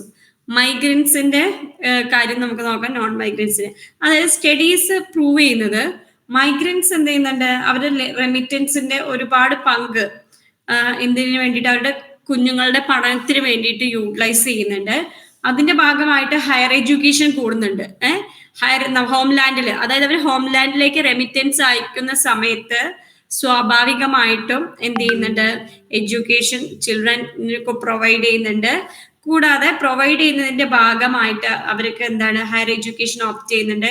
ഈ ഹയർ എഡ്യൂക്കേഷൻ എന്തിനു കാരണമാവുന്നുണ്ട്? Higher education emergence of professionals, അതായത് പ്രൊഫഷണൽസിന് കൂടുതലായിട്ടും എന്ത് ചെയ്യുന്നുണ്ട്, പ്രൊഫഷണൽസ് ഉണ്ടാവാൻ കാരണമാവുന്നുണ്ട്. മെനി ഓഫ് ദം നമുക്ക് പറയുകയാണെങ്കിൽ എങ്ങനെയാണ്, ഹൈലി സാലറീഡ് ജോബ്സിലാണ്. ഈ ഒരു ഹൈലി സാലറീഡ് ജോബ്സ് ഉണ്ടാവുന്ന സമയത്ത് ആ സൊസൈറ്റിയിലും എക്കണോമിയിലും ബെറ്റർമെന്റ് സംഭവിക്കുന്നു. അപ്പോൾ എങ്ങനെ നോക്കിയാലും നമ്മൾ അതിന്റെ ഒരു പോസിറ്റീവ് ആയിട്ടുള്ള കാര്യങ്ങൾ, അതായത് പിന്നെ മൈഗ്രൻസിന്റെ എഡ്യൂക്കേഷനും അവര് എഡ്യൂക്കേഷന് ഇമ്പോർട്ടൻസ് കൊടുക്കുന്നുണ്ട്. കൂടാതെ എഡ്യൂക്കേഷന് മാത്രമല്ല പിന്നെ ജോബ്, ഹയർ സ്റ്റഡീസ്, ഇതിനെല്ലാം ഇമ്പോർട്ടൻസ് കൊടുക്കുന്നുണ്ട്. ഇതൊക്കെ സൊസൈറ്റീന്റെ ഡെവലപ്മെന്റിന് കാരണമാവുന്നുണ്ട്. കൂടാതെ നമ്മൾ പറയുകയാണെങ്കിൽ ഈ ഒരു റെമിറ്റൻസ് എന്ന് പറഞ്ഞാൽ ഇന്ത്യൻ സൊസൈറ്റീന്റെ ഈ ഒരു റെമിറ്റൻസിലൂടെ ഒരുപാട് പ്രത്യേകതകളുണ്ട്, ഒരുപാട് പ്രത്യേകത ഇമ്പോർട്ടൻറ്റ് റോളാണ് ഈ റെമിറ്റൻസിന് ഉള്ളത്. ഓക്കെ, ഇനി അടുത്തത് changes in the village economy. അതായത് വില്ലേജ് കമ്മ്യൂണിറ്റീസ് എന്ത് ചെയ്തിട്ടുണ്ട്, ഒരുപാട് മാറ്റപ്പെട്ടിട്ടുണ്ട്. അതായത് മിഡിൽ ഈസ്റ്റിലേക്കുള്ള എമിഗ്രേഷൻ കൊണ്ട് വില്ലേജ് കമ്മ്യൂണിറ്റീസിൽ ഒരുപാട് മാറ്റം സംഭവിച്ചിട്ടുണ്ട്. നമുക്ക് പറയുകയാണെങ്കിൽ വില്ലേജ് കമ്മ്യൂണിറ്റീസ് ഒരുപാട്, അതായത് മിഡിൽ ഈസ്റ്റിലേക്ക് ഒരുപാട് വില്ലേജ് കമ്മ്യൂണിറ്റീസിന് ആൾക്കാർ പോയിട്ടുണ്ട്. അതുകൊണ്ട് തന്നെ വില്ലേജിന്റെ ഒരു മുഖച്ഛായ തന്നെ മാറി എന്ന് പറയും. വില്ലേജ് ഒക്കെ ഒരു അർബൻ മോഡിലേക്കായി മാറിയിട്ടുണ്ട്. അർബൻ മോഡ് കുറച്ചുകൂടി ബെറ്റർ ആയിട്ട് മാറിയിട്ടുണ്ട്. അവരുടെ വേ ഓഫ് ലൈഫും അതേപോലെ വേ ഓഫ് അവരുടെ സ്റ്റാൻഡേർഡ് ഓഫ് ലിവിങ് ഒക്കെ ഒന്നും കൂടി ബെറ്റർ ആയിട്ടുണ്ട്. പിന്നെ കൺസ്ട്രക്ഷൻ, അതായത് ഈ ഒരു കൺസ്ട്രക്ഷൻ വർക്ക്സിന്റെ ഭാഗമായിട്ട് ഈ വില്ലേജസിലൊക്കെ ഒരുപാട് ഗ്രോത്ത് സംഭവിച്ചിട്ടുണ്ട്. പിന്നെ എന്ന് പറഞ്ഞു കഴിഞ്ഞാല് ഈ ഒരു സോഷ്യോ എക്കണോമിക്കിന്റെ ഭാഗമായിട്ട് പിന്നെ സോഷ്യോ എക്കണോമിക്കിന്റെ ഭാഗമായിട്ട് ഈ വില്ലേജ് കമ്മ്യൂണിറ്റിയിൽ ചേഞ്ചസ് വന്നിട്ടുണ്ട്. വില്ലേജ് കമ്മ്യൂണിറ്റീസിൽ ചേഞ്ചസ് വന്നത് എങ്ങനെയാന്ന് വെച്ച് കഴിഞ്ഞാല് ഈ ഒരു ഫണ്ട് കിട്ടുന്നതിലൂടെ ഈ ഫണ്ട് പിന്നെ ഇൻഫ്ലോ, അതായത് എക്കണോമിയിലേക്ക് വേണ്ടത്ര ഫണ്ട് പിന്നെ വരികയാണെങ്കിൽ സോഷ്യലായിട്ടും എക്കണോമിക് ആയിട്ടും ഇംപ്രൂവ്മെന്റ് ഉണ്ടാവുകയും പിന്നെ ഈ ഒരു റെമിറ്റൻസ് നമ്മളെ രാജ്യത്തിനെ ഡെവലപ്മെന്റിലേക്ക് നയിക്കുകയും കൂടാതെ ഒരു ഒരു ഗ്ലോബലൈസ്ഡ് വേൾഡ് ആക്കി മാറ്റുകയും. അപ്പോൾ നമ്മൾ പറയുകയാണെങ്കിൽ ഈ ഒരു ഡയസ്പോറയിലൂടെ റിമാർക്കബിൾ ആയിട്ടുള്ള പിന്നെ നൊവേലായിട്ടുള്ള ഇന്ത്യൻ സൊസൈറ്റിക്കും എക്കണോമിക്കും അത്രയും എന്താണ് കോൺട്രിബ്യൂഷൻസ് ആണ് നടത്തുന്നത്. റിമാർക്കബിൾ ആയിട്ടുള്ള ഒരു അല്ലെങ്കിൽ അത് നൊവേൽ ഒരു പുതിയ തനതായ അല്ലെങ്കിൽ എന്താണ് നവീനമായിട്ടുള്ള ഒരു ഇന്ത്യൻ സൊസൈറ്റി എക്കണോമി പണിതെടുക്കാൻ ഈ ഒരു പിന്നെ എന്താണ് ഡയസ്പോറകൾ കൊണ്ട് സാധിച്ചിട്ടുണ്ട് എന്നാണ് പറയുന്നത്. അടുത്തത് നമ്മള് മൊഡ്യൂളില് തേർഡ് മൊഡ്യൂളിലെ ലാസ്റ്റ് മൂന്നാമത്തെ പാർട്ടാണ്. അത് പറഞ്ഞാൽ remittance economy and its socio economic impact, problems of return migrants, socio cultural and economic problems with special reference to Kerala. ഇതിൽ നമ്മൾ ഈ ഒരു ടോപ്പിക്കിൽ നമ്മൾ ഡിസ്കസ് ചെയ്യുന്നത് ഇമ്പോർട്ടൻസ് ഓഫ് റെമിറ്റൻസ്, അതായത് ഇന്ത്യയിലേക്കുള്ള റെമിറ്റൻസിന്റെ പ്രാധാന്യം, കൂടാതെ ഈ റെമിറ്റൻസ് എങ്ങനെയാണ് നമ്മുടെ രാജ്യത്തിന് നല്ലൊരു ഉന്നതിയിലേക്ക് എത്താൻ സഹായിച്ചതും, കൂടാതെ ഈ ഒരു മൈഗ്രൻസ് തിരിച്ച് നാട്ടിലേക്ക് വരുന്ന സമയത്ത് ഈ റിട്ടേൺ മൈഗ്രൻസിന് ഫോക്കസ് ചെയ്യേണ്ടി വരുന്ന പ്രോബ്ലം, അതായത് കേരളത്തിന് സ്പെഷ്യൽ റെഫറൻസ് കൊടുത്തിട്ടാണ് ആ റിട്ടേൺ മൈഗ്രൻസിന്റെ പഠനം നമ്മൾ ഈ ഒരു ലാസ്റ്റ് മൊഡ്യൂളിൽ ഡിസ്കസ് ചെയ്യുന്നത്. മറ്റതെന്താണ് റെമിറ്റൻസും മറ്റു കാര്യങ്ങളാണ് ഡിസ്കസ് ചെയ്യുന്നത്. ലാസ്റ്റ് നമ്മൾ കേരളത്തിന് എന്തുകൊണ്ടാണ് കേരളത്തിന് ഇത്ര സ്പെഷ്യൽ റെഫറൻസ് കൊടുത്ത് പഠിക്കാൻ കാരണം എന്ന് പറഞ്ഞാൽ കേരളത്തിനാണ് ഏറ്റവും കൂടുതൽ ഹയസ്റ്റ് എമൗണ്ട് കിട്ടുന്നത് റെമിറ്റൻസിന്റെ കാര്യത്തിൽ. അപ്പോ കൂടാതെ നമ്മുടെ സ്റ്റേറ്റ് ആണ് ഈ ഡയസ്പോറകൾ ഏറ്റവും ഹ്യൂജ് നമ്പർ ആയിട്ട് നിൽക്കുന്നതും. കൂടാതെ നമ്മൾ കേരളം ഫോക്കസ് ചെയ്ത് പഠിക്കുന്നത് സ്റ്റേറ്റ് ഗവൺമെന്റിന്റെ റോള്, അതായത് ഈ ഡയസ്പോറയുമായി ബന്ധപ്പെട്ടിട്ട് സ്റ്റേറ്റ് ഗവൺമെന്റിന്റെ റോളും, കൂടാതെ റിട്ടേണീസ്, അതായത് മൈഗ്രൻസ് അവർ കുറച്ച് ഡ്യൂറേഷൻ കഴിഞ്ഞാൽ തിരിച്ചു വരുന്നു, അവർക്ക് വേണ്ടിയിട്ടുള്ള മറ്റുള്ള പ്രോഗ്രാംസും പ്രോബ്ലംസ് ഒക്കെ ഓവർകം ചെയ്യാനുള്ള കാര്യങ്ങളൊക്കെയാണ് നമ്മൾ ഈ മൂന്നാമത്തെ മൊഡ്യൂളിൽ പഠിക്കുന്നത്. ഇതില് പറയുന്നത് നമ്മൾ സ്റ്റേറ്റ് വൈസ് ഇതിൽ ഓരോരുത്തർ നടത്തിയ പഠനങ്ങളാണ്. നമ്മൾ സാഖറിയ ആൻഡ് ഇരുദയരാജ് അവരുടെ പഠനത്തില് കണ്ടെത്തിയിട്ടുള്ള കാര്യമാണ്. നമ്മൾ നോക്കുകയാണെങ്കിൽ സ്റ്റേറ്റ് വൈസ് ഡിസ്ട്രിബ്യൂഷനില് റിട്ടേൺ മൈഗ്രൻസ് എബ്രോഡിൽ നിന്ന് ഇന്ത്യയിലേക്ക് വരുന്നത് കേരളത്തിൽ പറഞ്ഞാൽ എന്താണ് 50% ഈ റിട്ടേൺ മൈഗ്രൻസ്. നമ്മൾ ടോട്ടൽ ഇന്ത്യ നോക്കുകയാണെങ്കിൽ അതില് ഇന്ത്യയില് 100%-ല് 50% ഏത് നമ്മള് കേരളത്തിൽ നിന്നാണ്, കേരള സ്റ്റേറ്റിലേക്കാണ് തിരിച്ചു വരുന്നത്. അപ്പോൾ നമുക്ക് എന്താണ് അതൊരു മേജർ ഡിസ്കസ് ചെയ്യപ്പെടേണ്ട ഒരു സോഷ്യൽ ആയിട്ടുള്ള ഒരു കാര്യം ഇതുകൊണ്ടാണ് ഇത്രയും എംഫസൈസ് കൊടുക്കുന്നത്. കൂടാതെ കേരള പറയുകയാണെങ്കിൽ ഒരു 1990 ആയപ്പോഴേക്കും കേരളത്തിലെ പ്രത്യേകത എന്ന് പറഞ്ഞാൽ മൈഗ്രൻസിന് തിരിച്ച് നാട്ടിലേക്ക് വരാനുള്ള ഒരു ടെൻഡൻസി 1990 കാലഘട്ടങ്ങളിൽ ഉണ്ടായിരുന്നു. അതെന്തുകൊണ്ടാന്ന് വെച്ച് കഴിഞ്ഞാല് ഓയിൽ പ്രൈസസിന്റെ വില കുറഞ്ഞു. അധികം നമ്മൾ പറഞ്ഞ ഗൾഫ് കൺട്രീസിലേക്കാണ് പോയത്. ഓയിൽ പ്രൈസസിന്റെ വില കുറയുകയും ഗൾഫ് കൺട്രീസിലെ സാമ്പത്തിക മാന്ദ്യം, അതായത് എക്കണോമിക് ഡിപ്രഷൻ സംഭവിക്കുകയും, അതേപോലെ ഗൾഫ് കൺട്രീസില് ഇമിഗ്രേഷൻ ഡിസ്കറേജിങ് മെഷേഴ്സ്, അതായത് വിദേശത്തേക്ക് അവരുടെ നാട്ടിലേക്ക് എത്താനുള്ള ഇമിഗ്രേഷന്റെ മറ്റുള്ള കാര്യങ്ങളിലൊക്കെ വേണ്ടത്ര പ്രോത്സാഹനം കിട്ടാതെ വന്നപ്പോഴൊക്കെ ഒരുപാട് പേര് 90s എബ്രോഡിൽ നിന്ന് എവിടേക്ക് എത്തിയിട്ടുണ്ട്, കേരളത്തില് മൈഗ്രൻസ് എബ്രോഡിൽ നിന്ന് കേരളത്തിലേക്ക് തിരിച്ചെത്താനുള്ള ഒരു ടെൻഡൻസി ഉണ്ടായിരുന്നു. കൂടാതെ നമ്മൾ പറയുകയാണെങ്കിൽ റിട്ടേൺ മൈഗ്രൻസ് കേരളത്തിലെ ഏറ്റവും കൂടുതൽ തിരിച്ചെത്തിയവര്, വിദേശത്തിൽ നിന്ന് കേരളത്തിലേക്ക് എത്തിയവരുടെ ഏറ്റവും പീക്ക് പോയിന്റ് എന്ന് പറയുന്നത് 1996 തൊട്ടിട്ട് 97 കാലഘട്ടങ്ങളിലായിരുന്നു. ഈ ഒരു സ്റ്റാറ്റിസ്റ്റിക്കൽ ഡാറ്റ പ്രൊവൈഡ് ചെയ്യുന്ന വെച്ചിട്ടാണ് ഇതൊക്കെ പറഞ്ഞത്. അതായത് സോഷ്യോ എക്കണോമിക് സെനാരിയോന്റെ ഭാഗമായിട്ട് കേരള പോപ്പുലേഷന്റെ ഭാഗമായിട്ട് ഒരുപാട് വ്യത്യാസങ്ങൾ വന്നു. അപ്പൊ ഈ വ്യത്യാസത്തിന്റെ ഭാഗമായിട്ടാണ് എന്ത് ചെയ്തത്, ഒരുപാട് പേര് നമ്മൾ പറഞ്ഞ പോലെ ഒരുപാട് പേര് കേരളത്തിലേക്ക് തിരിച്ചെത്തിയത്. കൂടാതെ നമ്മൾ പറയുകയാണെങ്കിൽ ഒരു സ്റ്റാറ്റിസ്റ്റിക്കൽ ഡാറ്റ പറയുകയാണെങ്കിൽ ഒരു 29 കേരളത്തിനെ സംബന്ധിച്ച് ഒരു 29 ഒരാൾ എന്ന വീതം, അതേപോലെ തന്നെ അഡൽട്ട് പോപ്പുലേഷനിൽ 22 അഡൽട്ട് പോപ്പുലേഷൻ ഒരാൾ എന്ന വീതവും, കൂടാതെ വർക്കിംഗ് പോപ്പുലേഷനിൽ പിന്നെ 19 എന്ന വീതവും എന്താണ് ഒരുപാട് പേര് എംഫസൈസ് ചെയ്ത് പറയാൻ വേണ്ടിയിട്ടാണ് റിട്ടേൺ മൈഗ്രൻസ്. അതായത് ഏതൊരാളെടുത്ത് നോക്കുകയാണെങ്കിൽ കുറച്ച് ഗ്രൂപ്പിൽ ഒരു 29 ആൾക്കാർ അല്ലെങ്കിൽ 19 ആൾക്കാരെ എടുത്ത് അതിലൊരാൾ എന്ന് പറഞ്ഞാൽ എന്തായിരിക്കും, വിദേശത്ത് പോയി തിരിച്ചെത്തിയ ആളായിരിക്കും. കൂടാതെ പിന്നെ ഈ ഒരു എമിഗ്രൻസിന്റെ റിട്ടേൺ എന്ന് പറഞ്ഞു കഴിഞ്ഞാൽ എന്താണ്, അവർ തിരിച്ചെത്തുമ്പോൾ അവർക്ക് അവരുടെ ഹോം കൺട്രിയിൽ എന്താണ് ഒരുപാട് പിന്നെന്താണ് അവർക്ക് സർവൈവ് ആയുള്ള കാര്യങ്ങൾ വേണം. കൂടാതെ ഏകദേശം നമുക്കറിയാം 1.3 മില്യൺ പിന്നെ പേര് പിന്നെ വിദേശത്തിൽ നിന്നും കേരളത്തിലേക്ക് തിരിച്ചു വന്നവരാണ്. അപ്പോൾ നമുക്കറിയാം കേരള മൈഗ്രേഷൻ സർവേ പറയുന്നത് അതായത് പിന്നെ 1.6 മില്യൺ 2015 അത്രയും പേര് തിരിച്ചെത്തിയവരുണ്ട്. കൂടാതെ ഈ ഒരു പീരീഡ് നമ്മൾ 2015 1.6 മില്യൺ പേര് കേരളത്തിൽ എത്തി എന്ന് പറയപ്പെടുമ്പോൾ ഏറ്റവും കൂടുതൽ തിരിച്ചെത്തിയവര്, അതായത് വിദേശത്തിൽ നിന്ന് റിട്ടേൺ ചെയ്തവര്, റിട്ടേൺ ചെയ്ത ആൾക്കാരുടെ എണ്ണം ഏറ്റവും കൂടുതൽ പിന്നെ കൂടിയത് ഹൈക്കായി പോയ സമയം തന്നെ കോവിഡ് പാൻഡമിക്കിന്റെ സമയത്താണ് ഏറ്റവും കൂടുതൽ പേര് ഇന്ത്യയിലേക്ക് തന്നെ തിരിച്ചെത്തിയിട്ടുള്ളത്. അത് നമുക്കറിയാം, ഒരുപാട് ജോബിന്റെ കാരണമായിട്ടും പിന്നെ അതേപോലെ വേണ്ടത്ര പിന്നെ ഫാക്ടറികൾ വർക്ക് ചെയ്യാതെ വന്നപ്പോഴൊക്കെ എന്ത് സംഭവിച്ചു, ഒരുപാട് പേര് എന്ത് ചെയ്തു, തിരിച്ചവരുടെ നാട്ടിലേക്ക് വന്നു. ജോലി പോയി വിദേശത്ത് ഇരിക്കുന്നതിനേക്കാളും ബെറ്റർ ആണ് എന്ത് പറയുന്നത്, നമ്മുടെ നാട്ടിൽ വന്ന് ജീവിക്കുന്നത്. അപ്പൊ അതുകൊണ്ട് തന്നെ ഒരുപാട് പേര് തിരിച്ച് കോവിഡിന്റെ ഭാഗമായിട്ട് അത് നമുക്ക് ഇതിൽ പഠിക്കാനുണ്ട് ഈ ചാപ്റ്റർ ലാസ്റ്റ്. പിന്നെ അടുത്ത് പറയുന്നത് റിട്ടേൺ മൈഗ്രേഷന്റെ ഭാഗമായിട്ട് ഈ മൈഗ്രൻസ് അവരുടെ ഹോംലാൻഡിൽ എന്ത് ചെയ്യാണ്, വീണ്ടും സെറ്റിൽ ചെയ്യാണ്. അപ്പൊ ഈ ഒരു സെറ്റിൽമെന്റിന് അവർക്ക് റീസെറ്റിൽ ചെയ്യണം അവരവരുടെ നാട്ടില്. അപ്പൊ അവരുടെ മെയിൻ മോട്ടീവ് എന്ന് പറഞ്ഞു കഴിഞ്ഞാല് എന്താണ്, എക്കണോമിക് ആവാം. എക്കണോമിക് ആയിട്ടുള്ള കാര്യങ്ങൾക്ക് വേണ്ടിയിട്ട് അവർ തിരിച്ചെത്തിയിട്ടുണ്ടാവാം.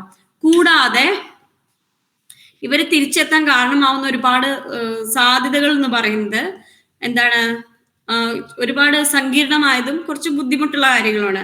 അതായത് അവര് ക്യാൻസലേഷൻ, അതായത് ക്യാൻസലേഷൻ വരിക, അല്ലെങ്കിൽ എക്സ്പയറി ജോബ് കോൺട്രാക്ട്സിന്റെ ക്യാൻസലേഷൻ വരിക, അതല്ലെങ്കിൽ എക്സ്പയറി ഡേറ്റ് ആവുക.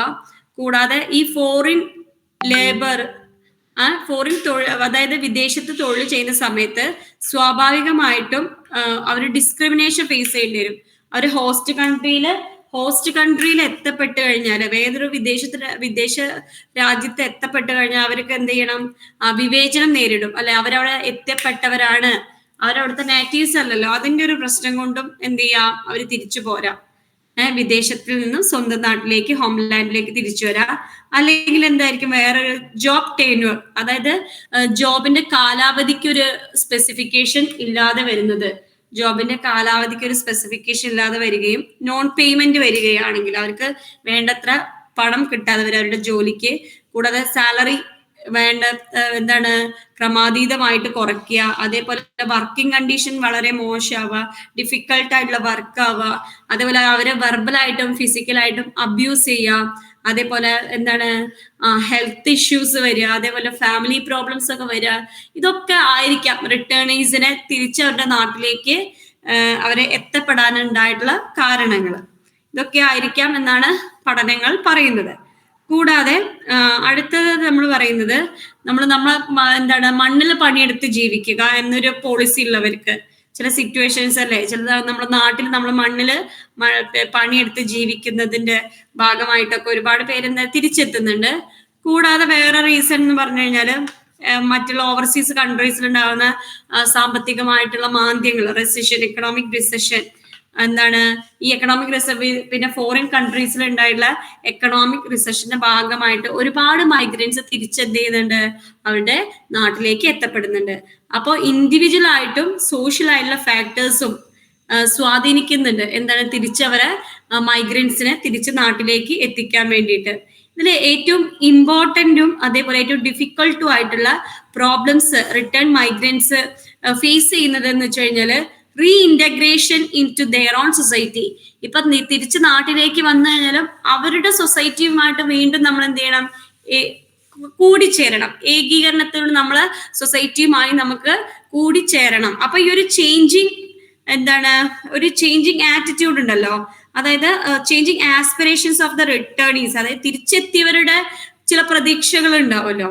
അപ്പൊ റിട്ടേൺ മൈഗ്രൻസ് സ്വാഭാവികമായിട്ടും പല വിധത്തിലുള്ള ചാലഞ്ചസ്, അവർക്ക് പല പ്രശ്നങ്ങളും ഉണ്ടായിരുന്നു. മോസ്റ്റ് പ്രോബബ്ലി അവർ ഫേസ് ചെയ്യുന്ന ഒരു ചലഞ്ച് അവർ ജോബുമായി ബന്ധപ്പെട്ട ഒക്യുപ്പേഷൻ, അതേപോലെ പിന്നെ മൈഗ്രേഷനുമായി ബന്ധപ്പെട്ടുള്ള മറ്റുള്ള കോൺഫ്ലിക്റ്റുകൾ, അതായത് തിരിച്ചിപ്പോ അവര് ജോലിയൊക്കെ പിന്നെ ഒഴിവാക്കി വരികയാണെങ്കിലും എന്തെങ്കിലും കാരണങ്ങൾ കൊണ്ടാവാം, അത് തിരിച്ചു വരുമ്പോ ജോബ് ഒഴിവാക്കിയതിന്റെ കാരണം കൂടാതെ അവർക്ക് നാട്ടിലൊരു ജോലി എന്നുള്ള ഒരു എന്താണ് ആസ്പിറേഷനും കൂടി ഫുൾഫിൽ ചെയ്ത് കഴിഞ്ഞാലേ അവർക്ക് എന്ത് ചെയ്യാൻ പറ്റുള്ളൂ, നാട്ടിൽ തന്നെ നല്ല രീതിയിൽ സെറ്റിൽ ചെയ്യാൻ സാധിക്കുള്ളൂ.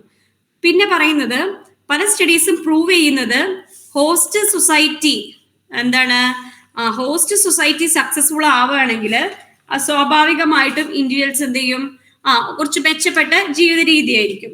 പക്ഷെ ഇത് ഈ പിന്നെ തിരിച്ചു വന്നു കഴിഞ്ഞ റിട്ടേണീസിന് പിന്നെ ഫേസ് ചെയ്യേണ്ട ഇഷ്യൂ എന്ന് പറഞ്ഞു കഴിഞ്ഞാല് അവർക്ക് ഒരുപാട്, അവർ വിദേശ രാജ്യങ്ങളിലൊക്കെ നല്ല രീതിയിൽ സക്സസ്ഫുൾ ആയിട്ട് ജീവിച്ച് നാട്ടിലേക്ക് വേണ്ടത്ര ഫണ്ടൊക്കെ എത്തിക്കുകയും ചെയ്തു കഴിഞ്ഞാൽ തിരിച്ച് അവർ നാട്ടിലേക്ക് വരുമ്പോൾ അവർക്ക് ആ ഒരു നിലവാരം കീപ്പ് ചെയ്യാൻ പറ്റണം എന്നുള്ളത് അവർ ഫേസ് ചെയ്യുന്ന ഏറ്റവും വലിയ ചാലഞ്ചാണ്, ഏറ്റവും വലിയ എന്താണ് മേജർ ടെൻഷനായിട്ട് റിട്ടേണീസിന്റെ ഇടയിൽ നിൽക്കുന്ന ഒരു വലിയൊരു ഇഷ്യൂ ആയിട്ടാണ് കാണുന്നത്. ഇനി അടുത്തത്, ഈ ഇങ്ങനെ വന്ന റിട്ടേൺ മൈഗ്രൻസിന് വേണ്ടിയിട്ട് ഒരുപാട് പോളിസീസ് ഒക്കെ ഗവൺമെന്റ് ഇനീഷ്യേറ്റീവ് ചെയ്തിട്ടുണ്ട്. അതായത് നമുക്കറിയാം നാഷണൽ ലെവലില് ഒരുപാട് പോളിസീസും പ്രോഗ്രാംസും റിട്ടേൺ മൈഗ്രൻസിന് വേണ്ടിയിട്ട് കൊടുത്തിട്ടുണ്ട്. കൂടാതെ സ്റ്റേറ്റ് ലെവലിലും കേരളത്തിൽ തന്നെ ഒരുപാട് പോളിസീസ് ഫോം ചെയ്തിട്ടുണ്ട്. ഇതിൽ നമ്മൾ ശ്രദ്ധിക്കേണ്ടത് പിന്നെ ഒരുപാട് കേരള ഗവൺമെന്റ് ഒരുപാട് പോളിസീസ് കൊണ്ടുവരുന്ന സിസ്റ്റമാറ്റിക് പോളിസീസും പ്രോഗ്രാംസും കൊണ്ടുവന്നിട്ടുണ്ട്. അതിൽ നോർക്ക കേരളത്തിൽ ഫോം ചെയ്ത നോൺ റെസിഡന്റ് കേരളൈറ്റ്സ് അസോസിയേഷൻ, ഇതിന്റെ ഈ ഒരു നോർക്ക അത് ക്യാരി ചെയ്യുന്നതെന്ന് വെച്ച് കഴിഞ്ഞാൽ ഈ ഒരു റിട്ടേണീസിനെ റീഇന്റഗ്രേറ്റ് ചെയ്യേണ്ട പ്രോസസ്സും കൂടാതെ എന്താണ് അവർക്ക് വേണ്ടിയിട്ടുള്ള പോളിസീസ്, എക്കണോമിക് ആയിട്ടുള്ള ഇൻസെന്റീവ് പോളിസീസ് ഒക്കെ കൊണ്ടുവന്നിട്ടുണ്ട് നോർക്ക, അതായത് സ്റ്റേറ്റ് ലെവലില്. അപ്പോൾ ഈ ഒരു പോളിസിന്റെ പ്രത്യേകത എന്ന് പറയുന്നത് എന്താണ്, റിട്ടേണീസിനെ നാട്ടിലേക്ക് കൊണ്ടുവരികയും അവർക്ക് എന്താണ് അവരെ 3 തരത്തില് റീഇന്റഗ്രേറ്റ് ചെയ്യുക. അതിലൊന്ന് പറയുന്നത് ഇൻഫർമേഷൻ ബേസ്ഡ്, 2 പറയുന്നത് എക്കണോമിക് ഇൻസെന്റീവ് ബേസ്ഡ്, 3 പറയുന്നത് ഇൻസ്റ്റിറ്റ്യൂഷൻ ബേസ്ഡ്. ഓക്കെ, ഇതില് നോക്കേണ്ടത് നമുക്ക് ഇൻഫർമേഷൻ ബേസ്ഡ് നോക്കാം. ഫസ്റ്റ് ഇൻഫർമേഷൻ ബേസ്ഡ് പോളിസീസിൽ ഈ റിട്ടേൺ മൈഗ്രേറ്റ്സിന് വേണ്ടിയിട്ട് എന്താണ്, റിട്ടേണിംഗ് വർക്കേഴ്സിന് എന്ത് ചെയ്യുക, അവരെ നമ്മളെ സൊസൈറ്റിയുമായിട്ട് ഇന്റഗ്രേറ്റ് ചെയ്യാൻ ആവശ്യമായിട്ടുള്ള ഇൻഫർമേഷനും മറ്റും കൊടുക്കുക, റീഇന്റഗ്രേറ്റ് ചെയ്യുക. രണ്ടാമത്തെ എക്കണോമിക് ഇൻസെന്റീവ് എന്ന് പറഞ്ഞു കഴിഞ്ഞാല് വർക്കേഴ്സിന് എന്താണ് അഡീഷണൽ മെറ്റീരിയൽ ബെനിഫിറ്റ്സ്, അതായത് അവരെ നാട്ടിലേക്ക് ഹോം ലാൻഡിലേക്ക് എത്തുമ്പോൾ അവർക്ക് ജോലിപരമായിട്ടുള്ള കാര്യങ്ങൾ അതിനെ പറ്റിയിട്ടുള്ള പിന്നെ പോളിസീസ് ആണ് economic incentive based policies. Then institution based policies എന്ന് പറഞ്ഞു കഴിഞ്ഞാൽ ചേഞ്ചിങ് ലോസും പ്രാക്ടീസസും, അതായത് ഈ ഒരു തിരിച്ചു വന്ന വർക്കേഴ്സിനെ ഒരു റീഇന്റഗ്രേറ്റ് ചെയ്യാൻ ആവശ്യമായിട്ടുള്ള നിയമങ്ങളും പ്രാക്ടീസസും പോളിസീസും ഒക്കെയാണ് ഈ ഒരു ഇൻസ്റ്റിറ്റ്യൂഷൻ ബേസ്ഡില് പിന്നെ ബേസ്ഡ് ആയിട്ടുള്ള പോളിസീസ് കൊണ്ടുവരുന്നത്. അപ്പോൾ ഈ ഒരു സ്കീമിലൂടെ എന്താണ് തിരിച്ച് റിട്ടേൺ മൈഗ്രൻസിന് ആശ്വാസമാവുന്ന രീതിയിലാണ് ഗവൺമെന്റ് ഇനീഷ്യേറ്റീവ് കൊണ്ടുവന്നത്. അടുത്തൊരു ടേബിളിൽ പോളിസീസ് ഫോർ ഇന്ത്യൻ ഡയസ്പോറയിൽ വന്ന റിട്ടേൺ മൈഗ്രൻസിന് പ്രൊവൈഡ് ചെയ്യുന്ന ഇൻഫർമേഷൻ ബേസ്ഡ് പോളിസീസ് ഏതൊക്കെയാണെന്ന് നോക്കാം. നോർക്ക റിട്ടേണിംഗ് രജിസ്ട്രേഷൻ, ദെൻ അടുത്ത നോർക്ക കോൾ സെന്റേഴ്സ്, അതേപോലെ NRK's ആനുവൽ മീറ്റ്സ്. പിന്നെ അടുത്തത് എക്കണോമിക് ഇൻസെന്റീവ് ബേസ്ഡ് പോളിസീസിൽ സ്വാന്തനം ഫിനാൻഷ്യൽ സ്കീം, അതേപോലെ chairman fund, Pravasi welfare fund, initiative for entrepreneurship development, then Karunya scheme. Then അടുത്തത് skill upgradation training, then my village my dream project. ഇതാണ് economic ആയിട്ടുള്ള incentive. Then institution based policies എന്ന് പറയുന്നത് നോർക്ക പറയുന്ന ആ ഡിപ്പാർട്ട്മെന്റിന്റെ അസിസ്റ്റൻസ്, അതുമായി ബന്ധപ്പെട്ട policies. Then NORKA Roots, then recognition of organisation and NGO. Then the non resident Keralites welfare act 2008. The non resident Keralites welfare act 2008. അപ്പൊ ഇതൊക്കെയാണ് എന്താണ് റിട്ടേൺ മൈഗ്രൻസിന് ഗവൺമെന്റ് അവർക്ക് വേണ്ടി ഫോം ചെയ്തിട്ടുള്ള പോളിസീസ്.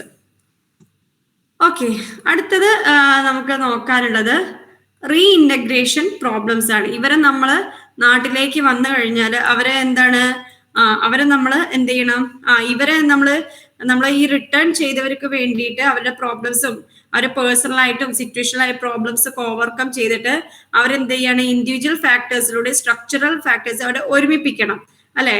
അതായത് പേഴ്സണൽ ആയിട്ടുള്ള പ്രോബ്ലംസ് ഉണ്ടാവും, ഫാമിലി ആയിട്ടും സൊസൈറ്റി ആയിട്ടും അഡ്ജസ്റ്റ് ചെയ്ത് പോവാക മാത്രമല്ല, അത് മാത്രമല്ല മേജർ പ്രോബ്ലം എന്ന് പറയുന്നത് എന്താണ്, ഈ ഒരു എക്സസീവ് ലേബർ മൈഗ്രേഷന്റെ ഭാഗമായിട്ട് അവർക്ക് എന്ത് ചെയ്യുന്നുണ്ട്, ബിഗ് ചാലഞ്ച് എന്ന് പറഞ്ഞു കഴിഞ്ഞാൽ അവർക്ക് വേണ്ടിയിട്ടുള്ള ജോബും മറ്റും കാര്യങ്ങളും. ഇവർക്ക് എന്താണ് ജോലി നഷ്ടപ്പെട്ട് വരുന്നവരാണെങ്കിൽ അവർക്ക് ഒരുപാട് കടങ്ങൾ സംഭവിക്കാം, അല്ലെങ്കിൽ പിന്നെ പറയുന്ന അവർക്ക് അൺഎംപ്ലോയ്മെന്റ് സംഭവിക്കാം, അല്ലെങ്കിൽ പിന്നെ അവരുടേതായിട്ടുള്ള കാര്യങ്ങൾ നിറവേറ്റാൻ ഫുൾഫിൽ ചെയ്യാൻ പറ്റാത്ത, അവർക്ക് വേണ്ടത്ര സഫിഷ്യന്റ് ആയിട്ടും എക്കണോമിക് കണ്ടീഷൻ ഇല്ലാതെ വരുന്നതൊക്കെ ഈ ഒരു റീഇൻറ്റഗ്രേഷൻ പ്രോബ്ലം ആയിട്ട് കാണുന്നതാണ്. ഫാമിലിന്റെയും സൊസൈറ്റിന് മാത്രം ഇഷ്യൂ അല്ല, അതേപോലെ കടങ്ങൾ, അവർക്ക് ഉണ്ടാകുന്ന കടങ്ങൾ, അതേപോലെ അൺഫേവറബിൾ ആയിട്ടുള്ള ഫിനാൻഷ്യൽ സ്റ്റാറ്റസ്, അതേപോലെ മണി ഇൻസഫിഷ്യൻസി വരികയാണെങ്കിൽ, കൂടാതെ എന്താണ് അവർ ഫേസ് ചെയ്യുന്ന വേറെ ഒരു പ്രോബ്ലം എന്ന് പറഞ്ഞു കഴിഞ്ഞാൽ എന്താണ്, ഇവർക്ക് വേണ്ടത്ര പിന്നെ വേറൊരു അൺഹെൽത്തി ആയിട്ടുള്ള അവരുടെ ഫിസിക്കലായിട്ടും ഫിനാൻഷ്യലായിട്ടുള്ള എല്ലാ മറ്റു കാര്യങ്ങളൊക്കെ എന്താണ് ഇവരുടെ ഈ ഒരു റീഇൻറ്റഗ്രേഷന്റെ ഭാഗമായിട്ട് ഡിസ്കസ് ചെയ്യുന്ന കാര്യമാണ്. ഇതിൽ പിന്നീട് നമ്മൾ നോക്കുന്നത് ഈ ഒരു പിന്നെ ഫസ്റ്റ് നമ്മൾക്കറിയാം അവർ അൺഫേവറബിൾ ഫിനാൻഷ്യൽ സ്റ്റാറ്റസ് ആണ്. അതായത് നമുക്ക് റിട്ടേൺ മൈഗ്രൻസ് സ്വാഭാവിക മെയിൻ ചലഞ്ച് എന്ന് പറയുന്നത് അവർക്ക് എന്താണ് ഫിനാൻഷ്യൽ റിസോഴ്സസ്, ഫിനാൻഷ്യൽ സിറ്റുവേഷൻ, അതായത് ഒരുപാട് കടങ്ങളൊക്കെ ഉള്ള ആളാണെങ്കിൽ ഒബ്വിയസ്ലി അവരുടെ ക്രൂഷ്യൽ ഇമ്പോർട്ടൻസ് പറഞ്ഞാൽ എന്താ, എങ്ങനെ തിരിച്ച് ഇന്ത്യയിലോട്ട് വന്നിട്ട് സെറ്റിൽ ചെയ്യും എന്നുള്ളതാണ്. അപ്പോൾ എങ്ങനെ ലേബർ മാർക്കറ്റില്, അതായത് അവര് പിന്നെ ബിസിനസ് തുടങ്ങണോ അതോ അവരെ എക്കണോമിക് ആയിട്ടുള്ള സോഷ്യൽ ഇന്റഗ്രേഷൻ എങ്ങനെ നടത്തുന്നുള്ള തീരുമാനിക്കുന്നത് എന്താണ്, ഈ ഒരു പിന്നെ അവരുടെ അൺഫേവറബിൾ ഫിനാൻഷ്യൽ സ്റ്റാറ്റസ് ആണ്. അപ്പൊ സഫീഷ്യന്റ് ആയിട്ടുള്ള മണി ഉണ്ടെങ്കിൽ സ്വാഭാവികമായിട്ട് അവർക്ക് ഓവർകം ചെയ്യാം. അല്ലെങ്കിൽ എന്ത് പറ്റും, അവരുടെ മേജർ ചാലഞ്ച് തന്നെ ഈ ബോറോവ്ഡ് മണി ഒക്കെയാണ് ഇവര് സ്വാഭാവികമായിട്ടും നിലനിൽക്കുന്നത്. പിന്നീട് അവർ പൈസ ഉണ്ടാകുമ്പോൾ എന്താണ് ഫാമിലിയിലേക്ക് അയച്ചുകൊടുത്ത് മെയിൻറ്റെയിൻ ചെയ്തു പോവാ. അവർക്ക് ഒരുപാട് ലോണുകൾ ഉണ്ടാവും. അപ്പൊ ഇതൊക്കെ അവർ ലയബിൾ ആണ് പേ ചെയ്യാൻ. അപ്പൊ അവർ ഈ ഒരു അൺഎംപ്ലോയ്മെന്റ് സ്റ്റാറ്റസ്, അങ്ങനെ അവരുടെ അൺഎംപ്ലോയ്മെന്റ് മാറ്റിയിട്ട് അവർ സാധാരണ രീതിയിലേക്ക് കൊണ്ടുവരാം എന്നുള്ള രീതിയാണ് എന്ത് ചെയ്യുന്നത്, ഗവൺമെന്റ് അതുമായി ബന്ധപ്പെട്ട പോളിസീസ് ആണ് കൊണ്ടുവരുന്നത് എക്കണോമിക് സെക്ടറിൽ. പൊതുവായി പറയുകയാണെങ്കിൽ മേജർ ഇഷ്യൂസ് പറഞ്ഞാൽ അൺഫേവറബിൾ ആയ ഫിനാൻഷ്യൽ സ്റ്റാറ്റസ്, അതേപോലെ അവർക്ക് വേണ്ടത്ര രീതിയിലുള്ള മാർക്കറ്റ് ജോലി, അതേപോലെ ഹൈ ലെവൽ ഓഫ് അൺഎംപ്ലോയ്മെന്റ്, ഇതൊക്കെ ഫേസ് ചെയ്യുന്നതാണ് ഇവരുടെ ഒരു പിന്നെ മേജർ ആയിട്ടുള്ള ഇഷ്യൂ എന്ന് പറയുന്നത്, അൺഎംപ്ലോയ്മെന്റ് എന്നൊക്കെ പറയുന്നത്. പിന്നെ നമ്മൾ നേരത്തെ പറഞ്ഞു the return migrants during the period of COVID പാൻഡമിക്കില് വന്ന റിട്ടേൺ മൈഗ്രൻസ് അല്ലെ, എങ്ങനെയാണ്, അതായത് നമുക്കറിയാം നോൺ റെസിഡന്റ് കേരളൈറ്റ്സ് അല്ലെ, ഒരുപാട് പേര് എന്ത് ചെയ്യുന്നുണ്ട്, ഈ ഒരു കോവിഡ് പാൻഡമിക്കിന്റെ സമയത്ത് തിരിച്ച് കേരളത്തിലേക്ക് എത്താൻ വേണ്ടിയിട്ട് ഒരുപാട് രജിസ്ട്രേഷൻസ് ഒക്കെ നടന്നതാണ്. ഇതിന്റെ ഭാഗമായിട്ട് ഏകദേശം എന്താണ് പിന്നെ 150,000 ഇന്ത്യൻസ് രജിസ്റ്റർ ചെയ്ത എംബസിയില്, UAE എംബസിയില് തിരിച്ച് നാട്ടിലേക്ക് എത്താൻ വേണ്ടി, നമ്മളൊക്കെ ആ ഒരു കോവിഡ് തുടങ്ങിയ സമയത്ത് ആർക്കും നാട്ടിലേക്ക് എത്താൻ പറ്റാതെ അവരൊക്കെ ബുദ്ധിമുട്ടുന്നതൊക്കെ നമ്മൾ കണ്ടിരുന്നു അല്ലെ. പിന്നെ ഇതിന്റെ ഭാഗമായിട്ട് എന്താണ് ആ ഒരു ഇഷ്യൂ, അതായത് കോവിഡ് തുടങ്ങിയ സമയത്ത് പിന്നെ എസ്പെഷ്യലി എന്താണ് പിന്നെ ഒരുപാട് ജോബിലുള്ളവര് ബ്ലൂ കോളർ വർക്കേഴ്സ് എന്തായിരുന്നു അവരുടെ ജോലി നഷ്ടപ്പെട്ടപ്പോൾ നാട്ടിലേക്ക് എത്താൻ വേണ്ടിയിട്ട്, അതേപോലെ പിന്നെ ഗൾഫ് കൺട്രീസിൽ നിന്ന് ഒരുപാട് പേര് ജോബ് ലോസസും പേ കട്ട്സിന്റെ ഭാഗമായിട്ടൊക്കെ തിരിച്ച് എന്ത് ചെയ്തു നാട്ടിലേക്ക് വരാൻ വേണ്ടിയിട്ട് ഒരുപാട് ശ്രമങ്ങൾ നടത്തി. അപ്പൊ വർക്കേഴ്സ് സ്വാഭാവികമായിട്ടും വൈറസിനെ മാത്രം പേടിച്ചിട്ട് മാത്രമല്ല, എന്താണ് എക്കണോമിക് സ്ലോ ഡൗൺ, അതായത് എക്കണോമിക് എഫക്ട്സ് ഗൾഫ് എക്കണോമിനെ ഒരുപാട് പല ആക്ടിവിറ്റീസിലും സ്ലോ ഡൗൺ ആക്കി. പിന്നെ അടുത്ത് പറയുന്നത് എന്താണ്, പിന്നെ ഈ ഓയിൽ റിലേറ്റഡ് ആയിട്ടുള്ള കാര്യങ്ങളിലായിരുന്നു അവരെല്ലാം ഫോക്കസ് ചെയ്തിരുന്നത്. അതുകൊണ്ട് തന്നെ അത്തരത്തിലൊരു സ്ലോ ഡൗൺ വന്നപ്പോൾ ഒരുപാട് പേര് ജോലി ഇല്ലാത്തൊരു അവസ്ഥയിലേക്ക് വരികയും എന്താണ് ജോലിയുടെ സാധ്യത കുറയുകയും അത് ചുരുങ്ങുകയും ചെയ്തു. പിന്നെ മൈഗ്രൻസ് എന്ത് ചെയ്തു, കൂടുതൽ മൈഗ്രൻസ് എന്താണ് ഈ ഒരു സമയത്ത് നാട്ടിലേക്ക് ജോലി നഷ്ടപ്പെടുന്നു വിചാരിച്ചിട്ട് അവരെന്ത് ചെയ്തു, തിരിച്ച് കേരളത്തിലേക്ക് വരികയും പിന്നെ എന്ത് ചെയ്തു, അവരുടെ റെമിറ്റൻസ് ക്രമാതീതമായി കുറയുകയും പാൻഡമിക് കണ്ടീഷൻ എന്ന് പറയുന്നത് കേരളത്തിന്റെ ഇക്കണോമിയെ ഏറ്റവും കൂടുതൽ അഡ്വേഴ്സ് ആയിട്ട് അഫക്റ്റ് ചെയ്യുകയും ചെയ്തു. പിന്നെ ഈ ഒരു റിട്ടേണിംഗ് മൈഗ്രൻസ് എന്ത് ചെയ്തു, പിന്നെ ഗൾഫ് കൺട്രീസ് മാത്രമല്ല അവർ ഡെസ്റ്റിനേഷൻ ആക്കി മാറ്റിയത്, അവർ മറ്റുള്ള തരത്തിലുള്ള രീതിയിൽ എക്കണോമിക് ഇന്റഗ്രേഷൻ ഒക്കെ നടത്തി എന്നാണ് പറയുന്നത്. പിന്നെ ഒരു റിട്ടേൺ മൈഗ്രൻസ് അവർ ഇന്റഗ്രേഷൻ പോളിസീസിന്റെ ഭാഗമായിട്ട് അവരെന്ത് ചെയ്തു, ഒരുപാട് ഓപ്പർച്യൂണിറ്റീസ് യൂട്ടിലൈസ് ചെയ്യുകയും ഒരുപാട് പബ്ലിക് ആയിട്ടുള്ള പോളിസീസ് അവരുടെ ആവശ്യങ്ങൾക്ക് വേണ്ടിയിട്ട് ഗവൺമെന്റ് എസ്റ്റാബ്ലിഷ് ചെയ്യുകയും ചെയ്തു. അപ്പൊ കോവിഡ് പാൻഡമിക്കിന്റെ സമയത്ത് ഒരുപാട് മേജർ ഇഷ്യൂസ് വരികയാണെങ്കിൽ അതിനെല്ലാം വീണ്ടും ഓവർകം ചെയ്യാൻ സാധിച്ചു എന്നാണ് പറയുന്നത്, ഒരുപാട് പോളിസീസും മറ്റും വന്നതുകൊണ്ട്. ഓക്കെ, നമ്മളെ തേർഡ് മൊഡ്യൂള് എന്ത് ചെയ്തു, എൻഡ് ചെയ്തിട്ടുണ്ട്. ഇനി സംശയങ്ങളും മറ്റു കാര്യങ്ങളും ഉണ്ടെങ്കിൽ ചോദിക്കും.